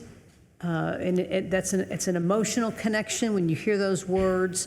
This kind of work makes sure that the substance is there, make sure that you're making it easy for students to do. So you can care about students and still have a lot of obstacles in their path, or you can care about students and you're making sure that those obstacles are getting knocked out of the way and that there's good processes for them. So I applaud you all in doing that. Thank you, and that's one of the reasons that we picked Texas A&M Kingsville as our pilot partner for the transfer initiative, is because we're both moving one of those culture of care initiatives forward, them with Caring Campus and us with the Viking Way, but that's a huge part of it. Great. Thank you. Thank you. All right, Dr. Sambi, she's been dying to tell us all that she's been doing for the past year, longer, working on our fifth-year report. I feel like you know me well. Regents, Dr. Escamilla, Mr. Rivera. I'm here to give an update on our fifth-year interim report and then a couple of other general SAC COC accreditation updates as well. So as a reminder, SAC COC is our institutional accreditor. So they're the folks who say that we are allowed to award baccalaureate degrees, associate's degrees, and certificates. This accreditation signifies that we have a mission that's appropriate to higher ed, that we have resources and programs in place to sustain our mission, and that we do some continuous improvement efforts. We make sure that we set objectives and we do what we can to reach the objectives to make our students successful. So I'm here today because we have a lot of milestones coming up in the fall semester that I want all of you to be aware of. First, we have our on-site visit report and our fifth-year interim report that are both going to be due at the end of August, beginning of September. These are SAC COC deadlines. Internal personal deadlines are the middle of August. We're going to have an on-site visit in the middle of October. In November, our fifth-year interim report will be reviewed by SAC COC, and then we'll have official decisions from SAC COC in December. As a reminder, we've got two big compliance reporting requirements from SAC COC. Once every 10 years, we do our reaffirmation process, which includes responding to 73 standards. Midway between our reaffirmation reports, we have what's called the interim report, which is what we're talking about today. This has 22 standards instead of the 73. It's a little bit more focused, and it's the midway report between the reaffirmation. I was very careful there not to say just 22 standards because I have here the report by numbers. So to date, we have 156 pages of narrative written. When I submitted this presentation, we had 634 evidence items collected. We're at about 650 now. We've got the last few to go to finish up with our evidence items.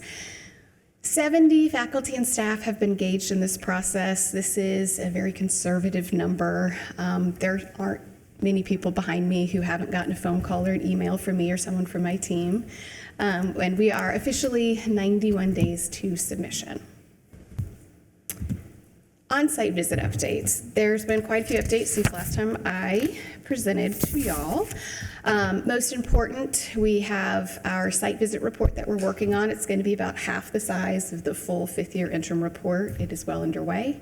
We know now that we're going to have a 4-person committee come to visit in October. They're going to be one's from Tennessee, one's from South Carolina, and 2 are going to be from Georgia.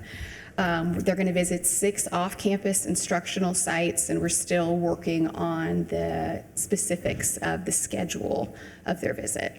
What's important to mention here, the reason we have this visit is because if you've got, between reaffirmation periods, if you open at least 5 off-campus instructional sites, for us that means mostly dual enrollment partners, our high schools, but it also is Oso Creek campus, our Aransas County Workforce Development site, anywhere we're offering Del Mar College instruction beyond our main campuses. That's considered an off-campus instructional site. So if you open more than 5 between reaffirmations, that's what triggers a site visit as part of your 5th-year interim report. Since our reaffirmation, we've opened 16. So we are well into needing to have an off-campus instructional site visit with our 5th-year report. And they didn't do a site visit on the 10-year, because that was during COVID, right? We had a virtual visit. That's right, yeah. And then we had a follow-up verification visit, is what they called it. And it was a very quick process where they just had very specific items to check off a list. It was a pretty low-stakes visit. Yeah. So it's been a while. It's been a while since we've had a full visit on campus. So we're working on the schedule now. I've been in contact with our SAC-COC folks to get all that underway. We're very excited. So that brings us to some updates for SAC-COC. There's been a lot going on this summer, let me tell you, with accreditation. So first, on the federal level, there's been the accreditation, innovation, and modernization discussions. This is negotiated rulemaking procedures that are underway, nothing finalized yet. We expect there to be a draft published later in the summer with opportunity for feedback, with November being the date when we're going to have more specifics on the regulations that are the coming changes, potential changes to accreditation. At SAC-COC specifically, there's been quite a few policy and procedural changes. Specifically, there's been some pulling back of what's required for reporting, which is different than what I've experienced before with SAC-COC. Usually they're asking for more and more, but they're pulling back on a lot of requirements now. So we're adjusting to how much reporting we need to do. Another noteworthy thing that they've started is a workforce alignment initiative, which is a grant-funded project with the Lumina Foundation. So there's more and more focus not only on understanding workforce needs, but also understanding the alignment of higher education to create programs to support workforce, but also make sure that the skills taught in those programs align with the workforce needs. All of that is culminating to a new standards review process. So I mentioned earlier, there's 73 principles of accreditation. Those are being rewritten. So just last week, the first draft of those new standards were published. They went from 73 down to 32. Right now, there's a comment period. We're expecting final decision on all of that to come later in this year. Nothing will impact our 5th-year interim report. That's future us problem, not today problem. What do you think about the reduction in the standards? Is that just, that's not something that we all review, and so I was just curious. I'm assuming that you do. So what do you think of?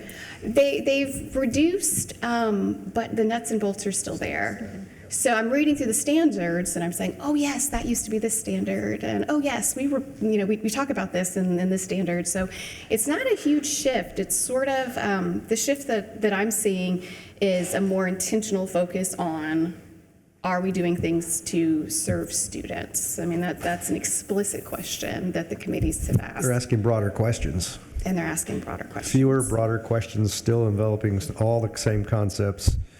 They're still looking for the same. We should have the same response. It's just categorized in fewer areas, given this room. Yeah, Madam Chair, can I have a comment? So how do you see, Dr. Zombie, evidently the political environment is impacting on traditional accreditation processes, right? So I see the impact has already been shown in DEI categories, in diversity, and sadly it impacts on intellectual diversity also. The range of positions and convictions and viewpoints dealing with sexuality to race, gender, ethnicity. And I just need to see the evidence that our academia and community colleges are not going to buy into these changes categorically, but ask critical questions on a long-term impact, because accreditation, these are long-lasting. Whatever changes occur and are adopted, they last for years and decades. And so I just want to see if there are checks and balances, or are we just taking it from what's coming down the federal pipeline, because we don't now have a Department of Education at the federal level, and who are we following? What leadership and what tone are we setting for the future generations? Can you explain to us what's happening in that space of critical inquiry on accreditation? Sure. So the Accreditation Innovation Modernization Committee, let me back up one step. So Dr. Stephen Pruitt is our new president of SAC-COC. This man is prolific. He's sending more updates. He's in my inbox very frequently, giving me updates about the negotiated rulemaking process. I got just last week the agenda for the June board meeting for SAC-COC. I've never received that before. And so he's done a great job of keeping us informed. And so throughout the 2 sessions of negotiated rulemaking, we got a detailed summary of all the discussions. So we got to kind of peek and see what's going on. And a lot of the discussions were the tension between autonomy and standardization. So autonomy, but then also accountability. And so how do we provide the opportunity for institutions to define their mission and do the work to achieve their mission while simultaneously having some sort of national standard to say, because that's what accreditation is, right? You've met the standard. So the tension between those two things and navigating accreditation so it can stand in a way to be productive in that and not inhibit things like innovation. And so how that gets accomplished exactly, I couldn't say, but I know those were some of the discussions of how do we balance these two things at once. There's also, with the new standards, some of that's in there as well. There's a lot of focus on differentiation. So giving institutions the opportunity to define, this is who we are, this is what we're here to do, this is who we serve, and then spend time in their accreditation reporting saying, these are the ways we are accomplishing all those things we set out, all those things we said we were going to do. Here's how we're actually accomplishing that, and here's the inroads we're making. Now, what that looks like in play, it's too soon to say, but I have not been discouraged, I'll say. I've not been discouraged with what I've seen of the discussions at the federal and then also at the SAC-COC level thus far. So where is last year there was a move to come up with an alternative accrediting agency. Yes. To accommodate these political arguments. Where does that stand? Is there a formal move to come up with one, or is it gone? So if you'd like my personal opinion on it, so the movement is happening. There's folks who are creating these independent accrediting bodies. However, if they're not recognized on a federal level, it doesn't do the same as what we formerly knew as our regional accreditor. So part of SAC-COC accreditation, what that does for us is it gives us a green light to the federal government to allow us to provide federal financial student aid to our students. That's why this is also important. It helps us to support our students financially, as well as being the seal of approval, the high standards, all of that. So when you've got other institutions creating accrediting bodies, as far as I've heard, there's no federal level of allowing the federal financial student aid to go with that. So it's been created, but it's not recognized in the same level. Does that make sense? Thanks for that. I know that's a little add-on to what you maybe were planning on, one bullet point to No problem at talk all. about. Dr. Escamilla, did you want to add to that? Just that the SACs of the future will not look like anything in the past 25 years. And you can even cut that 30 years in half in 15-year segments. It's evolved from the old must statements to where we are today. Dr. Pruitt, we met him last year at the annual meeting of presidents at Texas Association of Community College. I personally shook his hand. Dr. Napolis was there, representing another institution, but we talked to him together, in fact. And he assured us that the accrediting body, which is SAC-COC, would be competitive with other accrediting bodies, so to speak. And that's not what he said per se, but it is what he implied. And things would be very, very different, so that the colleges could be as responsive as possible to their communities. That's what he said. He is a whirlwind of a leader, so stay tuned. We're expecting much from him and the organization, and a lot of change. Any other questions for Dr. Sambi? Thank you very much. Thank you. Our last report is from our TERS task force. And Jessica Alanis Pettis is going to give us that update. Good afternoon, Madam Chair, Dr. Escamilla, Regents. Just to provide you a quick update on the work that the TERS task force has accomplished over the last few months and where we stand at the moment.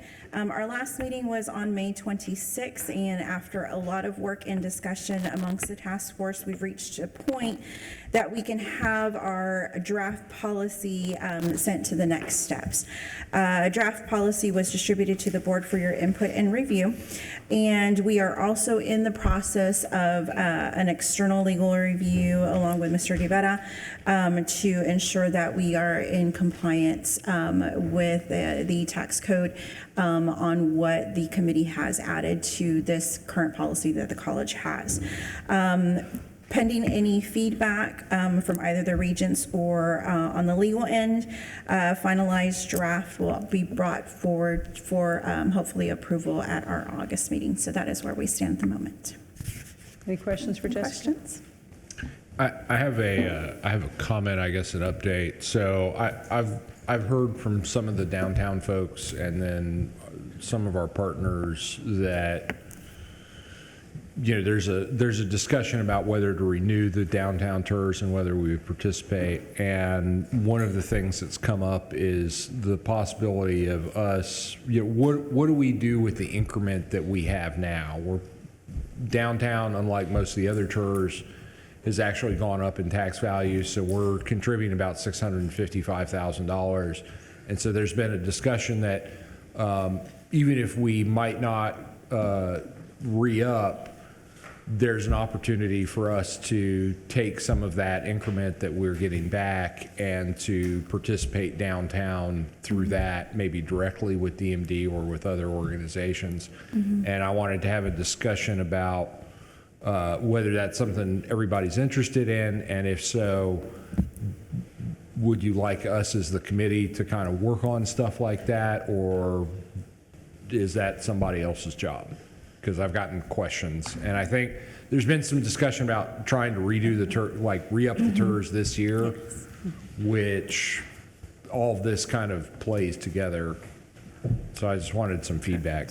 So in my view, the committee was there to update the policy. Right. And in that, you included how the renewal might work and what that renewal process would look like. Correct. So I think let's adopt the policy and let them come forward with a request to renew through the new policy.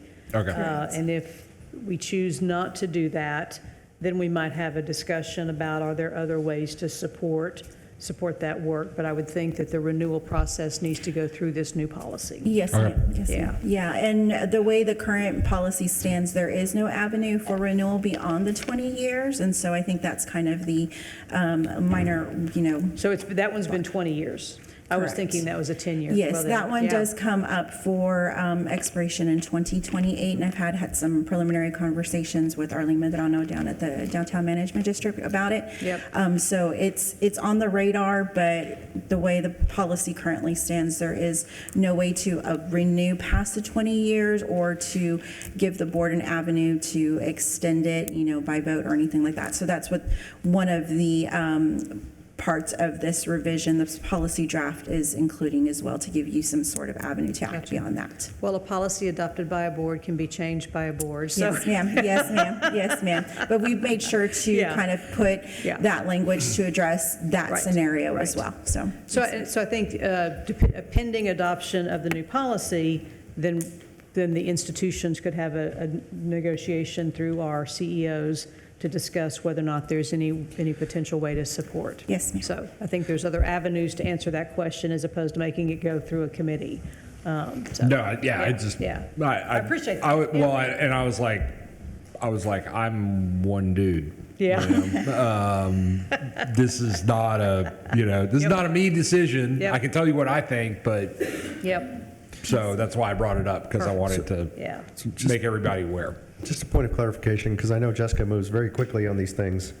But an expected timeline, what would you all be looking for? What would you be expecting for a timeline? Because we can move very, very quickly on this, On adoption of the policy? and/or consideration and putting it through, bringing the policy and so forth. So Just as quickly as it's done? yeah, it's, I guess it would be all pending legal review. So if we can get it ready for July, we can. Yeah, we're able maybe to- into July, yeah. Or August, the regular meeting in Sure. August. Yeah. Because July is really about budget, so Yes, I think correct. the regular meeting in August, we can Yep. shoot for that. Absolutely. That way we're all looking for that. Absolutely. And Yes, sir. from legal and so forth, so, So I okay. encourage you, if you haven't had a chance to look through the draft policy, pull it out, and if you have questions, please let Dr. Escamilla know. Glad to, Okay? glad to. Thank you, Jessica. Thank you. Thank you. Thank you for your work on this. Yes, ma'am. And keeping those rogue task force members working. They're a bunch of rogues, that's what they are. All right, next item is our pending business list. Our next full regular board meeting will be in August, and we'll have quarterly investment report as well as an internal audit report to the board, and as we just said, the TERS update. And then in September, we have an AI update. Get ready. Get ready.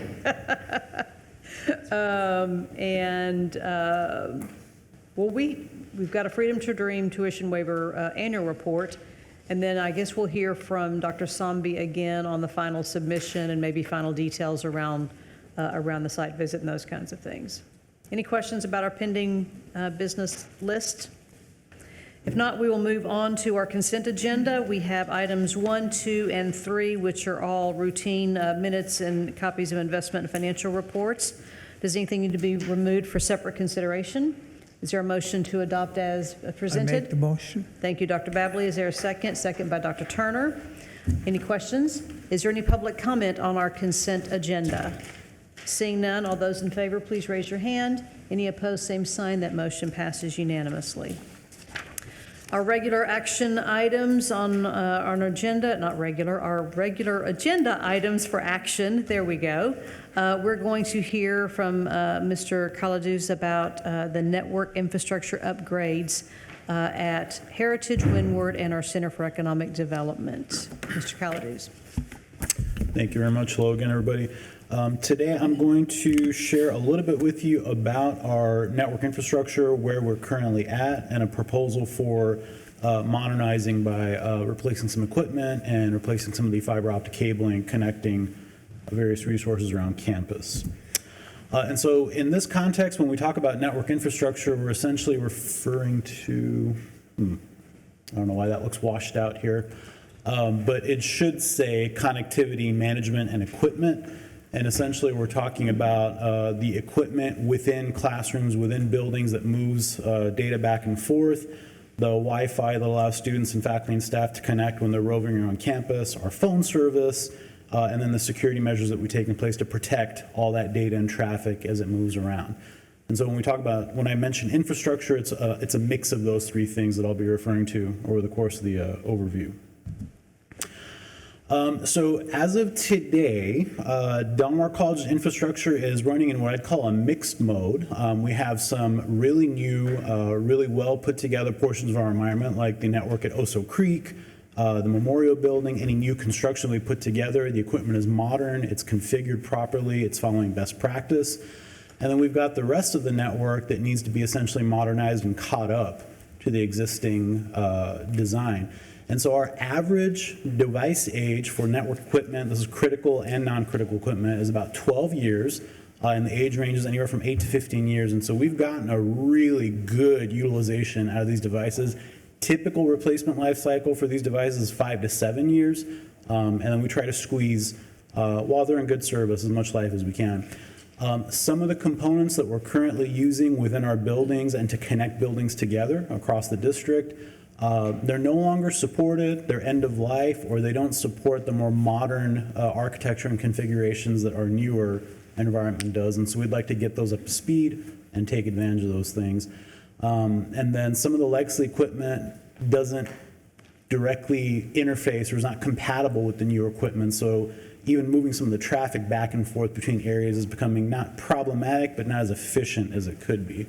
And so we've assessed about 50 buildings between Heritage, Windward, and CED.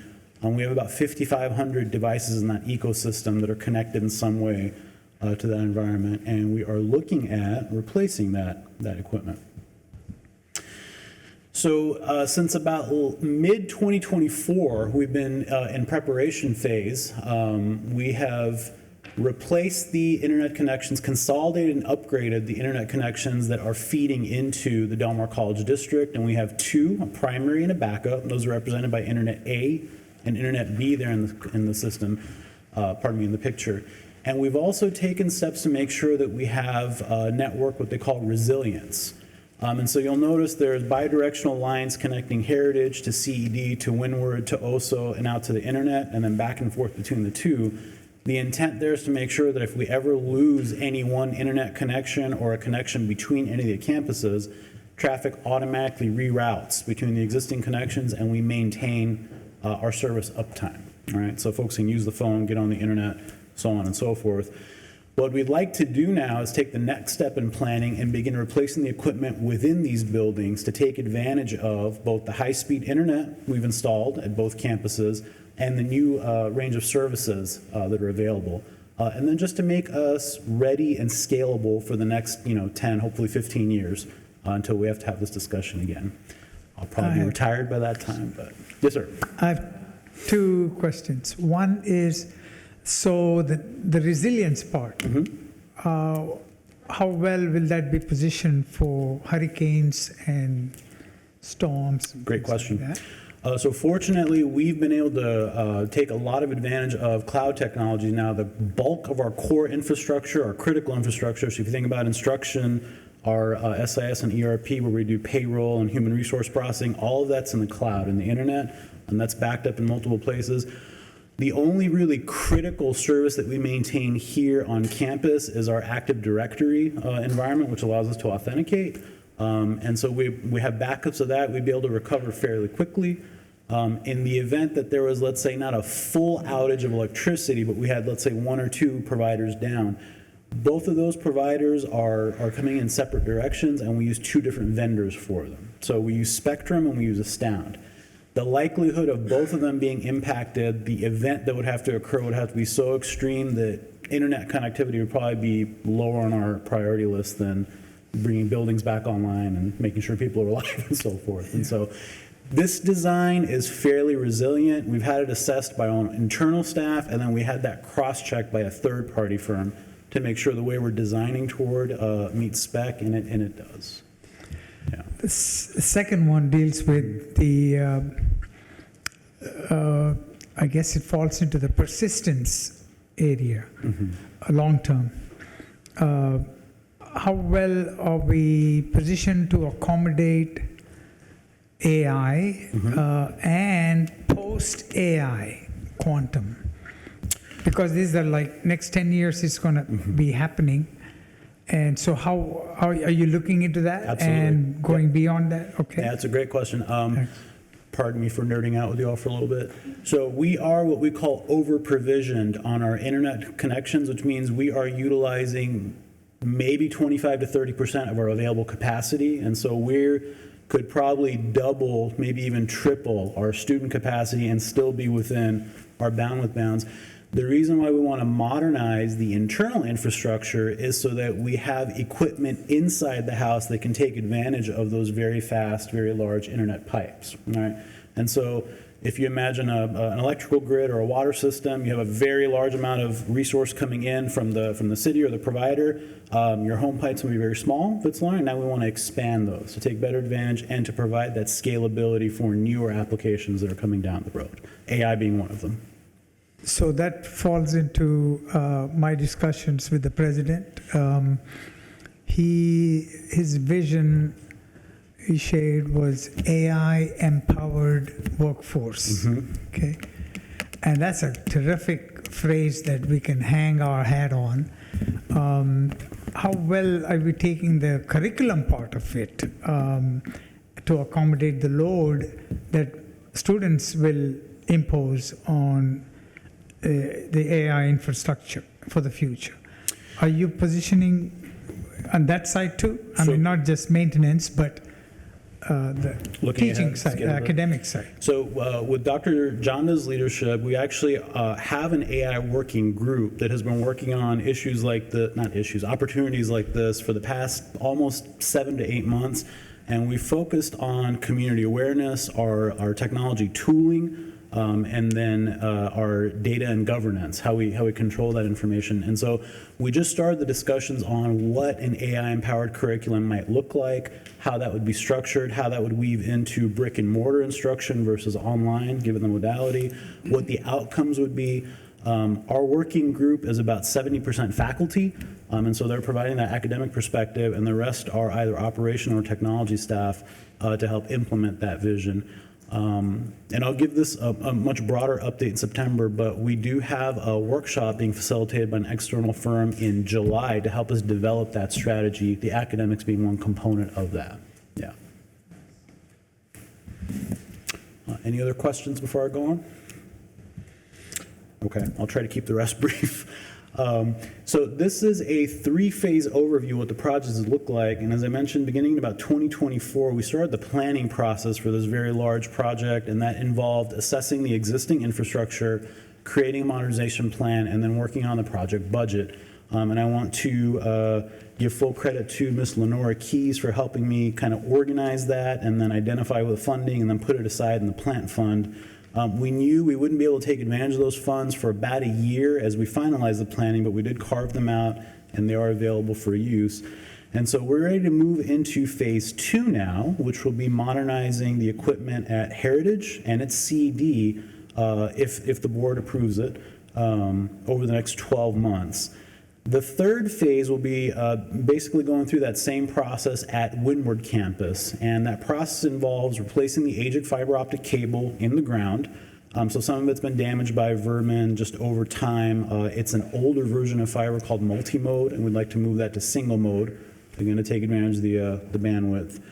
And that'll happen at Heritage and CD, and then if approved at Windward in the 27-28 timeframe. A little bit of detail about what went into each phase. Phase 1, essentially all planning, getting an idea of what the inventory, determining what we wanted our connectivity to be, making sure that we assessed properly and then cross-check that assessment. Phase 2 is a full project scoping for Heritage and CED, and that includes all of the equipment that will go in every closet, every classroom, and every equipment area, an updated network design that addresses some of the service concerns and issues that have come up, like when I pick up my phone and I want to make a phone call, I hear static popping or crackling. Sometimes there's latency when I want to check my email, things of those nature. So we've determined where those pockets are, what equipment is causing that degradation in service, and we have a plan for both replacing that and then implementing something called quality of service, which monitors the flow of traffic throughout the network and makes sure we can adjust that without manual intervention based on thresholds that we set. And then phase 3 will be very similar to, again, phase 2. And pardon me, it's 25 buildings at Heritage and CED, and then 21 buildings at Windward that we'd be looking at doing full replacement over the project duration. Before I move on, any question on the details for that project? All right. So phase 2, I've shared with you the scope, the benefits, speed, reliability, and service quality, resilience, and fault tolerance. We are utilizing DIR, Texas Department of Information solicited pricing, and we are partnered with Computer Solutions, ComSol, and Freeit Data Solutions for the fiber optic work, so equipment and fiber. This portion of the project, phase 2, is not to exceed $1.45 million, and that's inclusive of services, equipment, fiber optic trenching and installation, and then validation at the end of the project. We anticipate about a 12-month time frame, and if the entire project is approved, it would be a $2.8 million total cost, and that would include all of the above at Windward campus as well. This is just an example of, I'm sorry, I didn't ask. Did you all have any questions on the cost or those details? All right. This is an example of the detailed schematics we have for each building. And so we have aerials that show us where the fiber optic cabling would be trenched, which buildings it connects to, and then where we can branch off from that to connect other buildings. And then we have a building and room-by-room equipment plan and inventory, and then essentially a step-by-step of what needs to happen in that room for the implementation. It's highly detailed, and our partner helped us create that. And then finally, I come to the recommendation, and I would like to request or recommend that the board allow us to execute service agreements with Computer Solutions and Freeit Data Solutions for the project, and authorize the purchase of the network equipment, cabling, and services for this phase of the project, Heritage, Campus, and CED, in an amount not to exceed $1.45 million. I'd like to ask again for clarity, the source of funds. These are funds that are in the plant fund. They were carved out back in 2024. I would have to ask our finance folks the specific source, but they are available in plant. Jackie, yes. Go ahead. Jackie? Yes, they are included in our plant fund right now. And already allocated, and that Yes, has ma'am. been the plan since 2024? Yes, ma'am. Okay. And this project is on the institutional project list that we maintain. Yeah. Other questions? All right, so staff is recommending the agreement with the two firms listed and the purchase of equipment with funds from our existing plant fund not to exceed $1.45 million. Is there a motion to that effect? Yep. I make the motion. There's a motion by Dr. Adami and a second by Regent Loeb. Are there other questions or comments? Is there any public comment on this item? Seeing none, all those in favor, please raise your hand. Any opposed, same sign. That motion passes unanimously. Thanks for all the good work. Thank you, ma'am. Thank you very much. All right. Item number 5 is discussion and possible action on construction project change orders 1 through 19 for the Workforce Development Center in Aransas County. And Dr. Napoles is going to give us that report. Good afternoon, Chair, Regents, and Dr. Escamilla. I wanted to provide a quick summary of 5 years' worth of work in about 5 slides. And the significance of this is the partnership and opportunities that we have in a nearby county. And behind me, for those that are watching on camera, are the team that started on this project. Nora Keys, Tammy McDonald, and John Strybos. And I serve now as the Executive Vice President, Chief Operating Officer. And so there's been a transition between Lenora and me with this project. And so what I wanted to do in consultation with this crew is to talk about what's happening and then ask and present a recommendation. So Workforce Development Center, Aransas County, the strategic overview. The partnership began in 2021. We were approached through the Aransas County, Del Mar College, and community stakeholders with the U.S. Economic Development Administration to have a presence and opportunities to offer education and training in Rockport. And so there was a commitment and excitement, and about $1.7 million in community support demonstrates the various stakeholders that I have just identified, with the intentions of supporting the workforce development, credentials, attainment, and employer needs in Aransas County, with the focus specifically on sustainable workforce training and regional economic impact. So regardless of what teaching and learning happens at the associate certificates, future maybe bachelor's, we need to make sure that there is workforce training that is occurring to serve the population, to serve the citizens. And so this is a timeline of from start to possible finish. By finish, I mean completion. So 2021, the partnership was established. 2024, the property was transferred from the county to Del Mar College. 2025, construction began at the site, which was a former elementary school. And in 2026, the facilities improvements were identified, and therefore has created this opportunity to present to you the change order request. In fall 2026, initial program launch. And what that means is with the ratification and approval of change orders 1 through 19, we have a tentative target of September 25th of completion of the work at the center. And so what is that going to bring? A lot of excitement.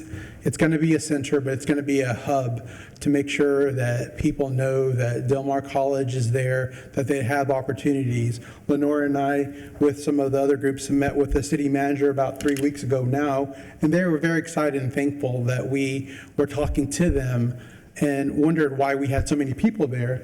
And a couple of things that we talked about is because we are committed to making sure that we open up in the fall, and also to introduce me to the team. So I also know them and show our commitment to the great work, because they already know Dr. Escamilla and they already know Lenora, but they wanted to make sure that we had commitment and leadership. And I believe, Lenora, that we have shown that we had smooth transition with your retirement and then the me coming on board on April 1st. So very excited. So what does that mean to us? What does that mean to them? As you can see, projected growth in workforce and continuing education participation over the first 5 years, expansion of credential pathways aligned to employer demand, supports regional workforce pipeline development, and enrollment growth drives long-term sustainability. So in a nutshell, we're doing there, or we will be, what we're doing here. And that's good work, which will be great work once the center opens. And as we started from 2021 to now, we are so close to the finish line, and that's why we wanted to present to you where we were, where we are, and how we get to where we need to be.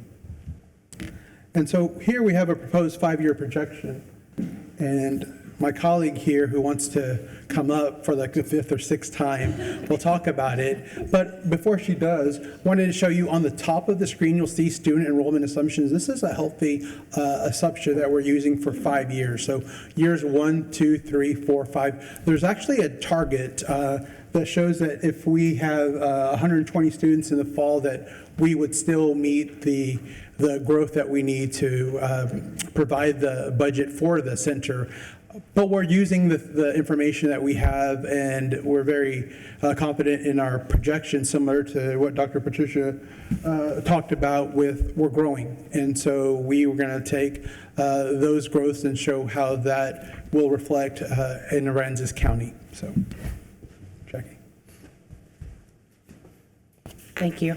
So for our 5-year projection, starting off at the Workforce Center in Aransas County, we are conservatively estimating around 150 students for the initial fall semester, 200 for the spring semester, and 100 students in the summer. Our assumptions on our enrollment includes a 10% increase, but we also factored in a 7% attrition rate because we know that not all of our students return from one semester to the next. So for dual enrollment students, for our first year, we're currently estimating just around 25 students in the spring. And with recruiting efforts, we hope that we will get an additional students and have about 100 students in the fall of year 2, and then a 10% increase each year following. So with these enrollment assumptions, we are estimating tuition and fee revenue at $479,000 for the first year and increasing gradually over the 5-year period to a total of a little over $3 million by the 5 years. For our FAST revenue, we are currently estimating about $6,000 in the first year, and then if we do get those 100 potential students in year 2, then we estimate about $50,000 each year after that.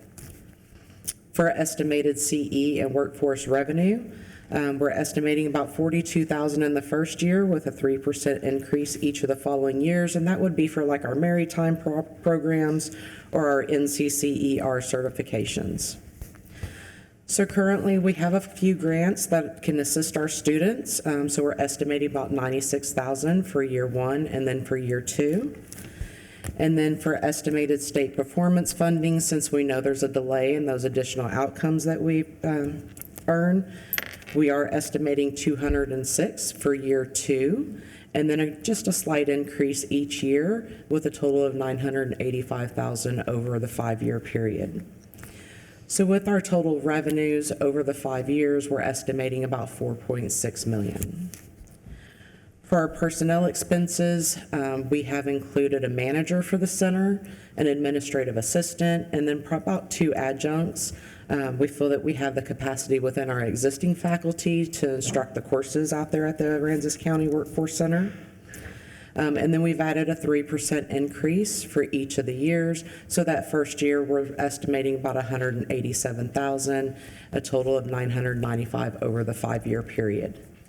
For our non-salary expenses to operate and maintain the facility, we are estimating $296 in the first year, and then it's about 2 to 3% increase on each, depending on which category it is. So over the 5-year period, about $1.7 million. So when we compare our revenues to our expenses, that first year, we're estimating a possible net revenue of $140,000, $451,000 in year 2 when that initial state performance funding kicks in, and then a little drop when those grants end, and then a slight increase each year. So over the 5-year period with this estimate, it's about $1.9 million. Are there any questions? Ms. Tandrum, what is our ability to track these assumptions in the financial income and expenses?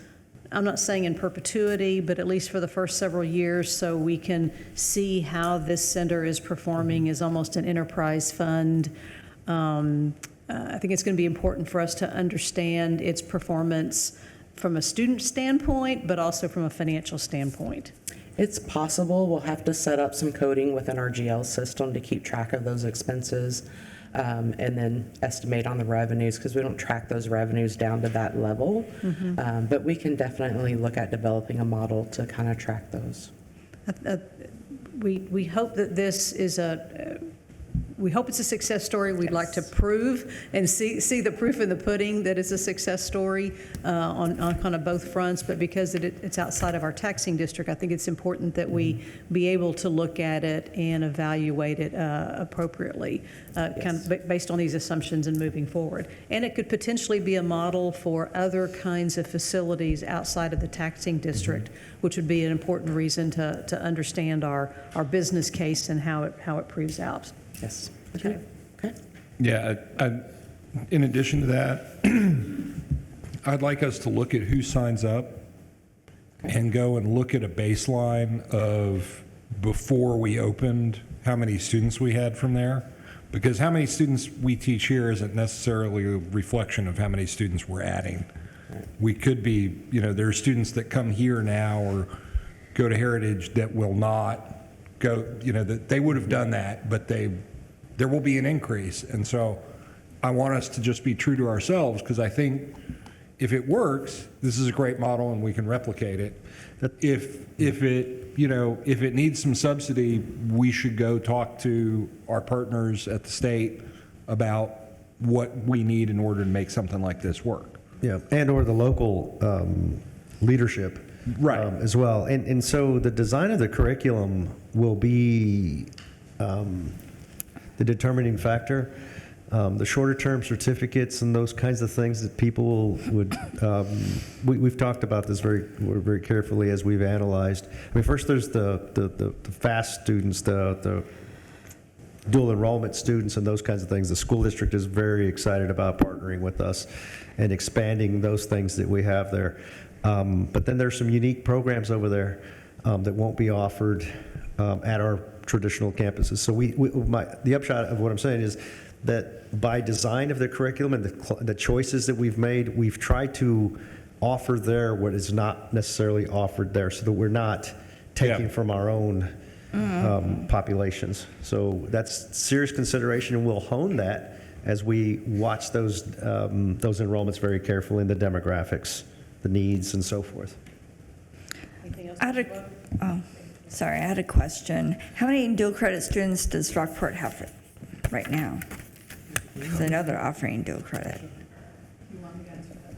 Do you know I have that listed on my. Because we're assuming that they'll continue, right? Right now, they have 36 students in welding this spring. And that's it?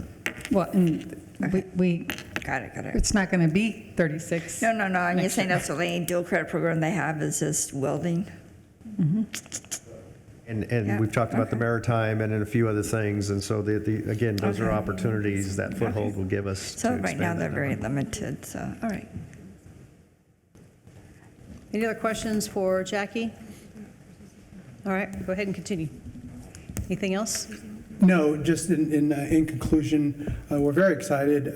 Dr. Rivera is working with the superintendent there to start offering dual credit at the high school before the facilities start. And once we have access to the building and have furniture and equipment, we plan to have, we plan to have some workforce and continuing education classes. And Dr. Holcomb is already working for having a schedule for second 8 week. And so as we progress in the construction site, we're moving forward with our operation plan, but also Jeff Olson is working with marketing to make sure that we have a communication plan and that we continue to work with the leadership at the city and also in the community there. So in closing, my recommendation is you accept and approve the change orders of 1 through 19. Thank you. Is there a motion to that effect? Yes, sir. Motion by Dr. Badley. Is there a second? Second by Dr. Turner. I did want to point out, just for clarification, that the foundation has received funding and is allocating over $860,000 to help with this. And then we are also dedicating some future revenues. So we're going to pay ourselves back to get this up and running. So I wanted to point out the sources of revenue are an EDA grant, the foundation private funding. We have a couple of $100,000 in vandalism insurance because we had some damage. And then again, pledging future revenues to make up the corpus of both the original contract as well as these change orders. Madam Chair, Yes. Is there a slide with the change orders? There's not a slide, but we provided a list, and I can make sure that that's available. I mean, is there some reason that list is not being presented in It was public presented in setting? narrative form. Yeah, the summary is there, but as far as the itemized, it was presented last time, and so we didn't include it for, this time. I'm not sure the updated itemized list I'm just wondering. That's right, yeah. We should share that publicly, I believe. We want to be transparent with our community. Yeah. No, I mean, I'm familiar with the list. I mean, there's no legal reason why this list is not being shared in open session. Is that correct, Augie? Correct. Okay. So could you go back and update the board packet so then when the agenda and board packet are potentially reviewed outside of this meeting, we could update this full list of change orders 1 through 19 in that? Thank you. Yeah, that's perfect. Okay, so it's there for reference if needed in the future. And the motion was already made to approve? The motion was made by Dr. Babley and seconded by Dr. Turner. And I would just add that the motion should also ratify anything that's happened, to approve Gotcha. and ratify. Approve and ratify? Yep. Okay. Thank you. All right. Is there any public comment on this item? Seeing none, all those in favor, please raise your hand. Any opposed, same sign. That motion passes unanimously. Thank you all. Thanks, Lenore, for being here. Thank you. And John, y'all coming back? Yes, ma'am. All right, the board is going to go into closed session under Texas Government Code 551.071, consultation with legal counsel, 551.087, deliberation regarding economic development, and 551.074, personnel matters. The time is 3:26 p.m. We will take a short break.